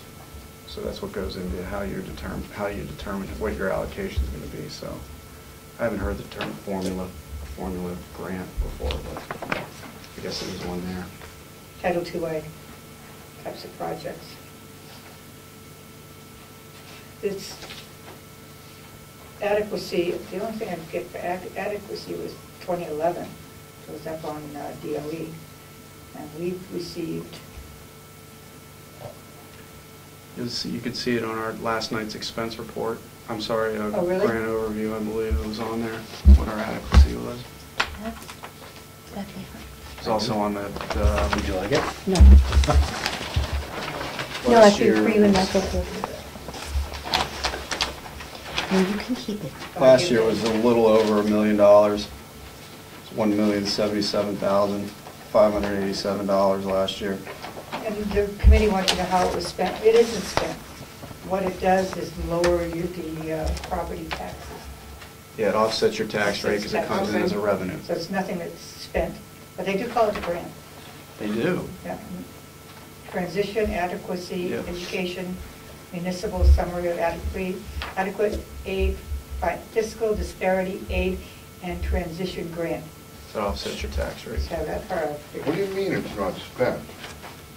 It's not spent. What it does is, if you're, I don't know what numbers to use, maybe you could explain that better. It comes in, so let's say your appropriation from the town is $9 million and you get $1 million worth of adequacy, your tax, that would offset the $9 million, so your tax rate would be built on $8 million compared to 9. So it offsets your total appropriation because it comes in as a revenue. But that money is spent. we don't actually spend the money, it offsets your, We don't have It to offsets raise taxes. and We don't appropriate have to- that right, extra We don't million. have to Correct. come up with the extra million. so let's say in It's there. the March vote, the voters appropriate $9 million, and then $1 million of adequacy comes in, the tax rate the following year is set on $8 million, because that million offsets the 9. I guess it's the word Spent. spent is kind of. Yeah, that's why we always say that it offsets the tax rate compared to spent. Because the money is being Refund. spent. Yeah, they don't like saying refund either, it's Right. offset. Offset. They, us and them, teams and flags. For them. So you guys have any other questions? I have to run. You want to get milk? Mhm. You want to get milk? I don't think I have to pick some up on the way. I think I'm good.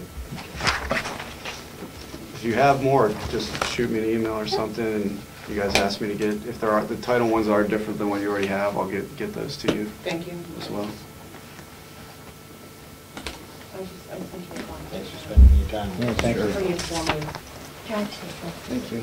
Thanks All for right, visiting, Michael. Michael. Have a good night. You too. Chair? No, those are- So we giving away my truck. See you, Michael. Is that a truck? I'll take it. I just turned So I don't 8,500 know miles, if you saw 600 miles. That's actually all right. online. I can have And it. it's pretty in, Fund handbook. mhm, Just Department of that. Education. And then what is it showing? It How gives the you, whole it budget gives, line. yeah, the whole, this That's is what I what mean, you is have that- to do, That's this on is the what, column. This is 600. I just emailed it to everybody else, but I didn't have your email address. so- Comeau@live.com. It's pretty informative. Because what I'm saying is, why remake the entire process if somebody's already done it? EAU, right? It sounds like this entire system of grants is not designed to make itself more efficient at all. It sounds like it's made to perpetuate itself, Mhm. but it doesn't seem efficient to do it this way. If you're, when you said before there's only $6,000 left, To not for each actually- student, No. but for the entire $6,000 for amount. all the kids that are identified.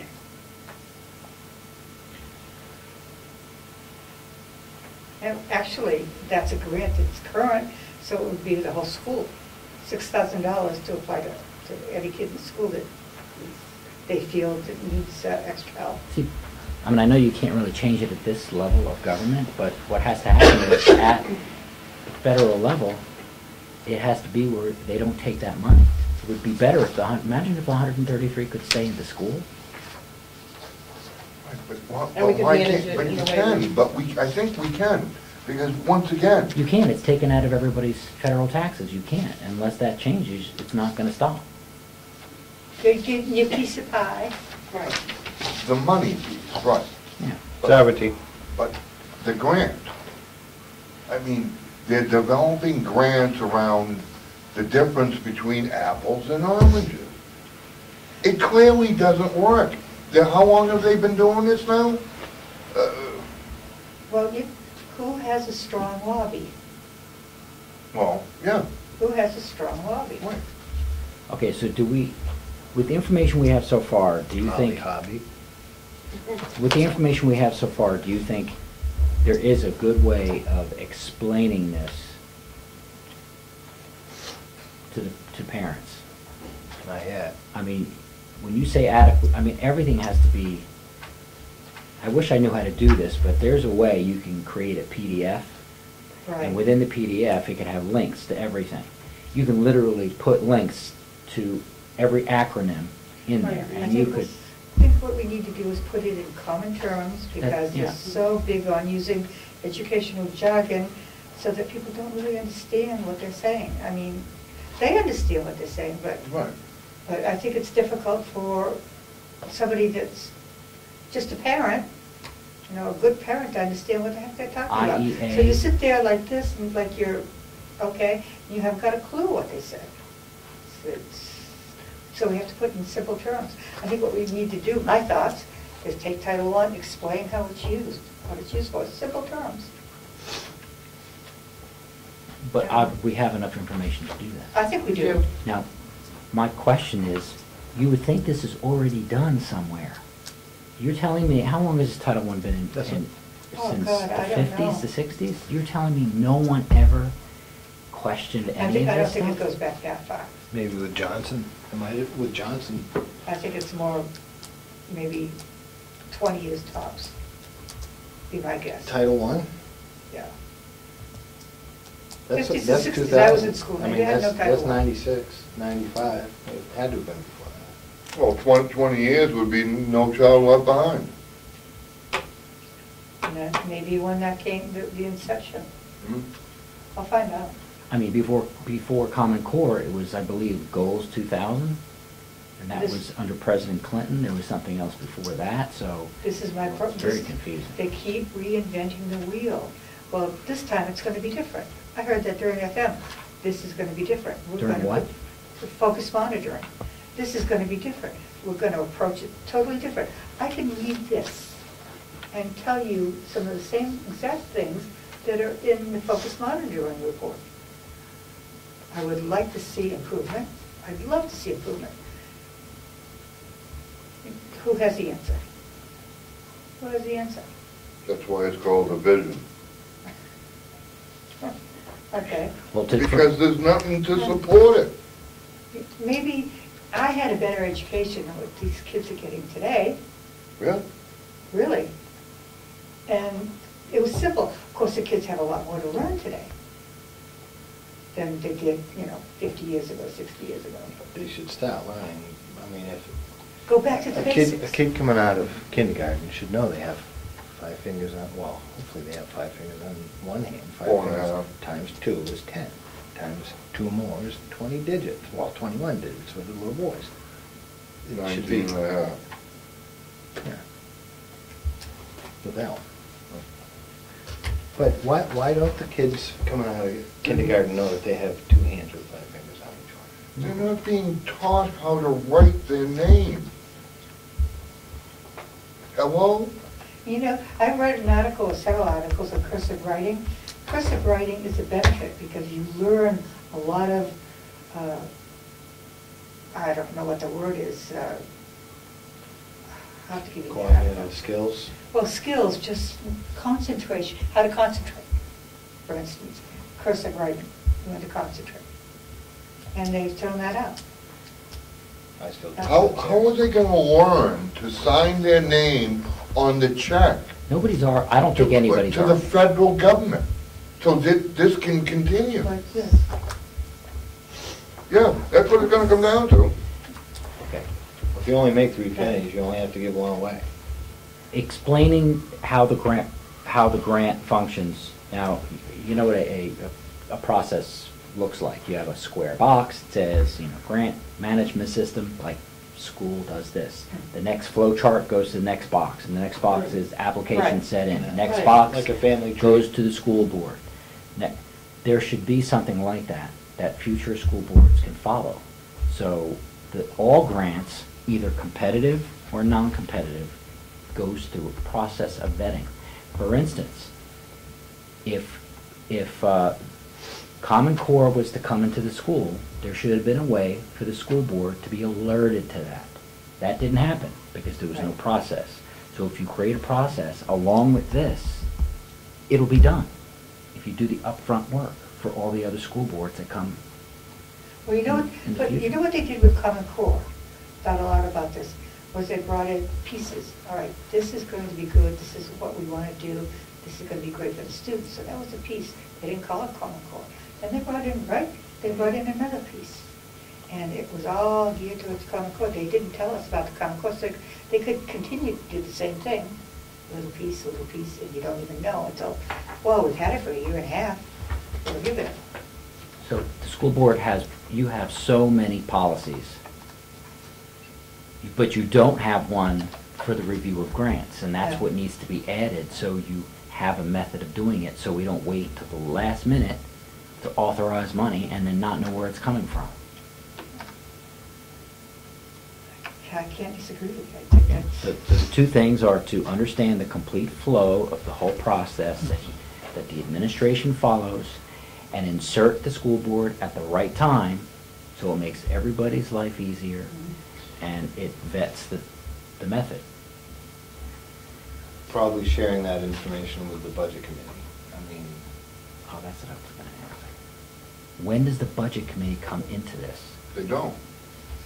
Not now, but that has to be changed. Well, you would think it would come in through the budget season. I think, personally, I think the budget committee should send a member of this committee to each and every school board meeting and look at the numbers that you're looking at. There should be a whole other package provided at the table for a budget committee member, that they can bring it back to the budget committee, whether they're meeting once a year or 12 times a year every month. Here's the paperwork, here's the numbers, this is where they're at, this is where they're spending. And I only say that Can I because see I that for think a it's second? important to share the information. You can't cram all the information into a couple of budget Couple of- committee yeah, couple of meetings sessions. at the end of the year and think you're on top of it, because it's too much information to digest in 3 meetings. And that's my point, is that if you spread this out through a longer period of time and allow for public involvement, budget involvement, teacher involvement, school board involvement, parent involvement, you'll have a better outcome. What if we, I mean, is there a need for a 7-member school board? Is our town big enough yet for that? So, 2 more personalities? Well, maybe a personality from the budget committee and sitting at the same table with a member of the select board. You know, I mean, so you have You would have a to board change of the laws. 7. Yeah, you'd have to change the laws. It's sharing information is all it is. But there's process. Well, not in my world. And you but in my can't, world, I'm you just can't trying to- circumvent the process. I mean, some people try. All right, so where do we want to go from here? Because I had another meeting prior to this today, and I was asked the question, being that we start our budget process November 4th. So where do we want to go now? Because I was asked, what are we going to do with these? What is the grant review committee going to recommend in regards to these grants moving forward with the budget season coming, starting November 4th? Well, we don't have any authority to, We can No, recommend. a recommendation. The board would have the vote, you know, Or the a say report. into it. The lobby. well, it seems like School the, board would have I think we seems were like- under the impression there were a lot more grants in this than just 2. well, this is just a good example. Well, there are. There are. Yes. There are. And those are some of them. But these are the 2 that the superintendent says that we have the flexibility of say on. The other grants, he's saying we don't. And those are competitive grants. No.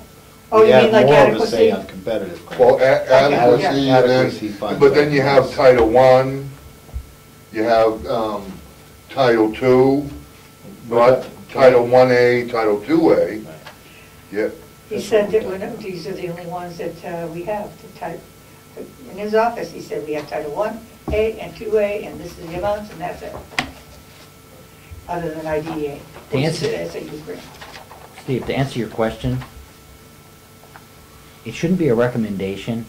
This should be a committee that comes up with a process, not a recommendation. well, what I'm saying, a process and a recommendation. I think what he's asking is, are we going to, Are we gonna vote to say we don't want to grants, accept right. Title That's- 2A? This is a grant review committee's job, is to make sure that the people who are making the decision and the public has the information they need to make the decision. Correct. I don't think we should make any type of recommendation. We should say, this is the factual information. that we have to generate a report? Exactly, Right. and then, and to show what the assurances are, so a selectman or a budget person who's, are you on the budget committee? I am. Are you on the budget committee? No, I he is. wouldn't sit, Right. I wouldn't sit on He the is. budget committee. Yeah, so then you have the information you need to say no or yes. To be perfectly honest, we probably don't have the time to be able to do it for this budget season. Especially if We have a month. We have a month. Who else is on the committee? Which On the committee? budget committee? How many people are on the budget committee? Judy O'Connor, Nancy Well- Spencer Smith. 12. Yeah. Do they understand everything about these grants? No. I didn't understand it. How are they making the decision to accept the grant or not? It's just blanket. It's blanket. What does that mean, it's just That blanket? means when you accept the Proposed budget, budget. it's in the budget book, it's, the committee says we approve this. So in this budget book, It's there not could like be a an executive. page Ah. with the GRC's findings, or recommendation, or not a Or recommendation, but or a further Explanation.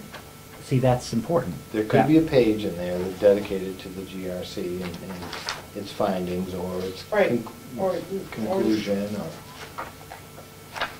Well, see, this is why I'm saying we could do this in time, because I still say that somewhere in the federal government, somebody got paid to do this. Somebody already has this written down, how this whole process works, and all the, why are we rewriting definitions when they're already somewhere else? I think that information needs to be put in that packet, so they understand what it is. Google up incarnation of Title That's, I I. have that on my list. I have that on my list too. But I didn't get it on my list.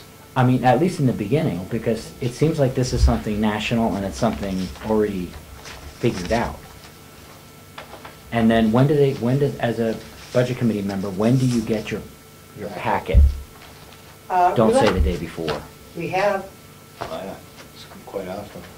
we like to get it a week before. I've seen it ready 6 weeks before. Yeah, when Judy and I were on the board it was. No, when I was sitting on the budget committee. Yeah, but do you meet Tony, before? down at the town hall will do her best to get it to you as quickly as she can. Tony has nothing to do with the school budget. Nothing. All right. I stand corrected. The SAU gets it to the budget committee. And I like to have it a week ahead of time so I can really go over it. But it's been as much as a couple of days. You just meet once? Oh, no. we Or several meet- times during the year? No. Well, we meet once during the summer, Just the one time? just one time, yeah. What I'm And thinking it's of, basically to review the town budget because it's the end of the fiscal year for the school, but we don't have information yet. he said, Michael Tercey said that he gets his allocation amount, I think he said May, For what? for the Title I stuff. Before the process starts, it was, the allocations, the grant management system sends down the allocation amount, and then once that allocation amount is revealed, that initiates the process. Right. What I'm What's the saying date? is, what's that date, and is that around the first time that the budget committee meets? If it is, then this important information then could be given to the budget committee way ahead of time, because it's that, you know what I mean? I think the 14-month period was July 1st to August 30th. That's the term, the life of agreement. Yeah, the grant, okay. And when does the budget committee meet that first time? Usually October. Oh, They just recently started meeting once in the summer, right, July. I used to But- recommend 6 times a year. but they normally don't start meeting till October. Right. Well, Either they- do the town first or the school first. I mean, there's no reason why you can't meet earlier, right? You just Right. didn't? Got a lot of things to Well, do. there has to be a reason to meet. I mean, Well, something like the Title I's grant process information could be gotten to the budget committee way ahead of time. So when it's time to be voted on, unless Then you it's have the changed, I information. mean, it should be the same. The other grants, which we haven't even gotten into yet, that's a totally different ballgame, because that has a completely different process. Right. And trying to get that information to the budget committee as early as possible, so when you make a decision on accepting that money, you know what you're voting on. How do you do that? How's that gonna happen? well, there's Well, that'll have to be part of the process.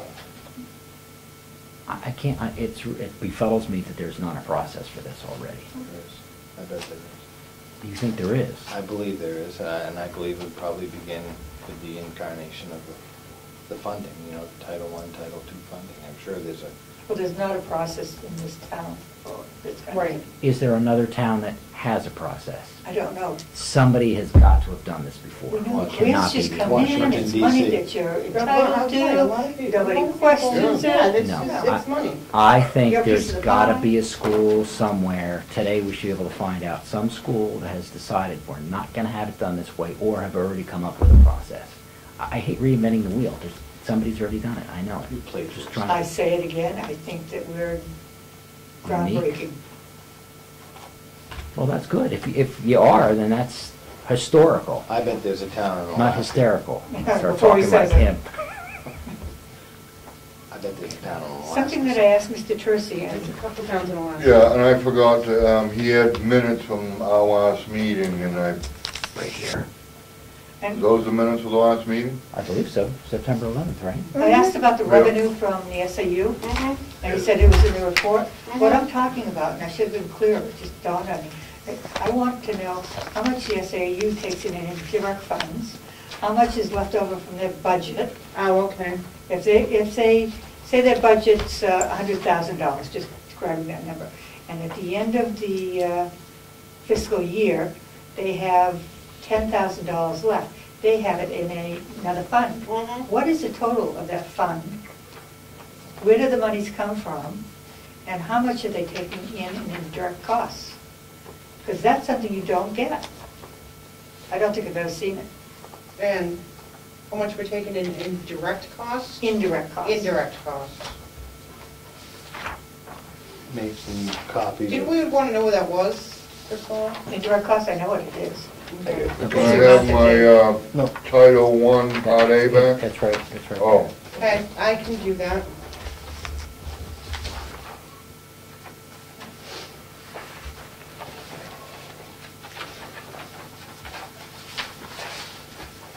Clear. hmm. Clear as mud? Not necessarily. See, it's also going to be good to be able to watch this again, because this was a lot of information just to listen to while you're at the table, but if you're home, now you can, Now you can see I'm going to it. have questions of Mr. Tercey with some of the things that he said that I need to check out, and then ask for a little more clarification of how it's done here. Can we, just take a minute and look over these minutes quickly, or do you wanna wait till? Oh, let's look at them now and do it. May I have a copy? oh, If there's any corrections to be made, I can do already it. read that. so. Thanks. There's another The copy. minutes you got? Mhm. Ed, Yes, I have it. Already read it. Thanks. you all set with it? You- Mhm.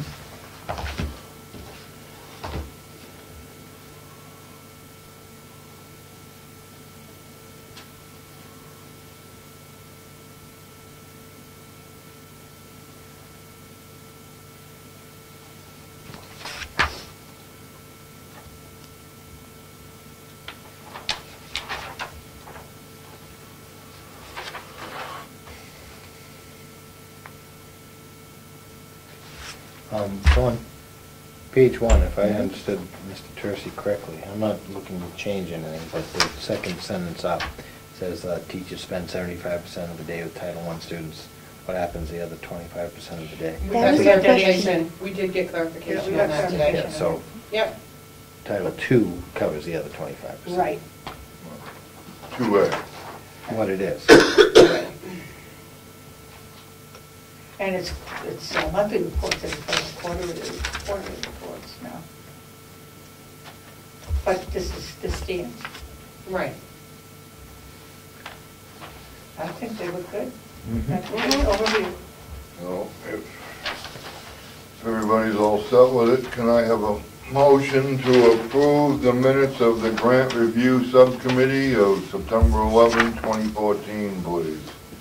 I'll make that motion. Is there a second? You have to second it, Ralph. Ralph, you What? have to. We Oh. can't. They aren't. Well, I don't know. We're a committee, we're a committee.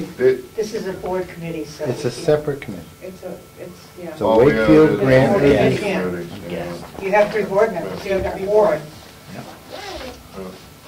I'll second it if I have to. I mean, I hate to go along with the flow. Motion and second, all in favor? Aye. Aye. Aye. So you can't vote. No, No, because it's a no, it's a standing, standing committee. a standing.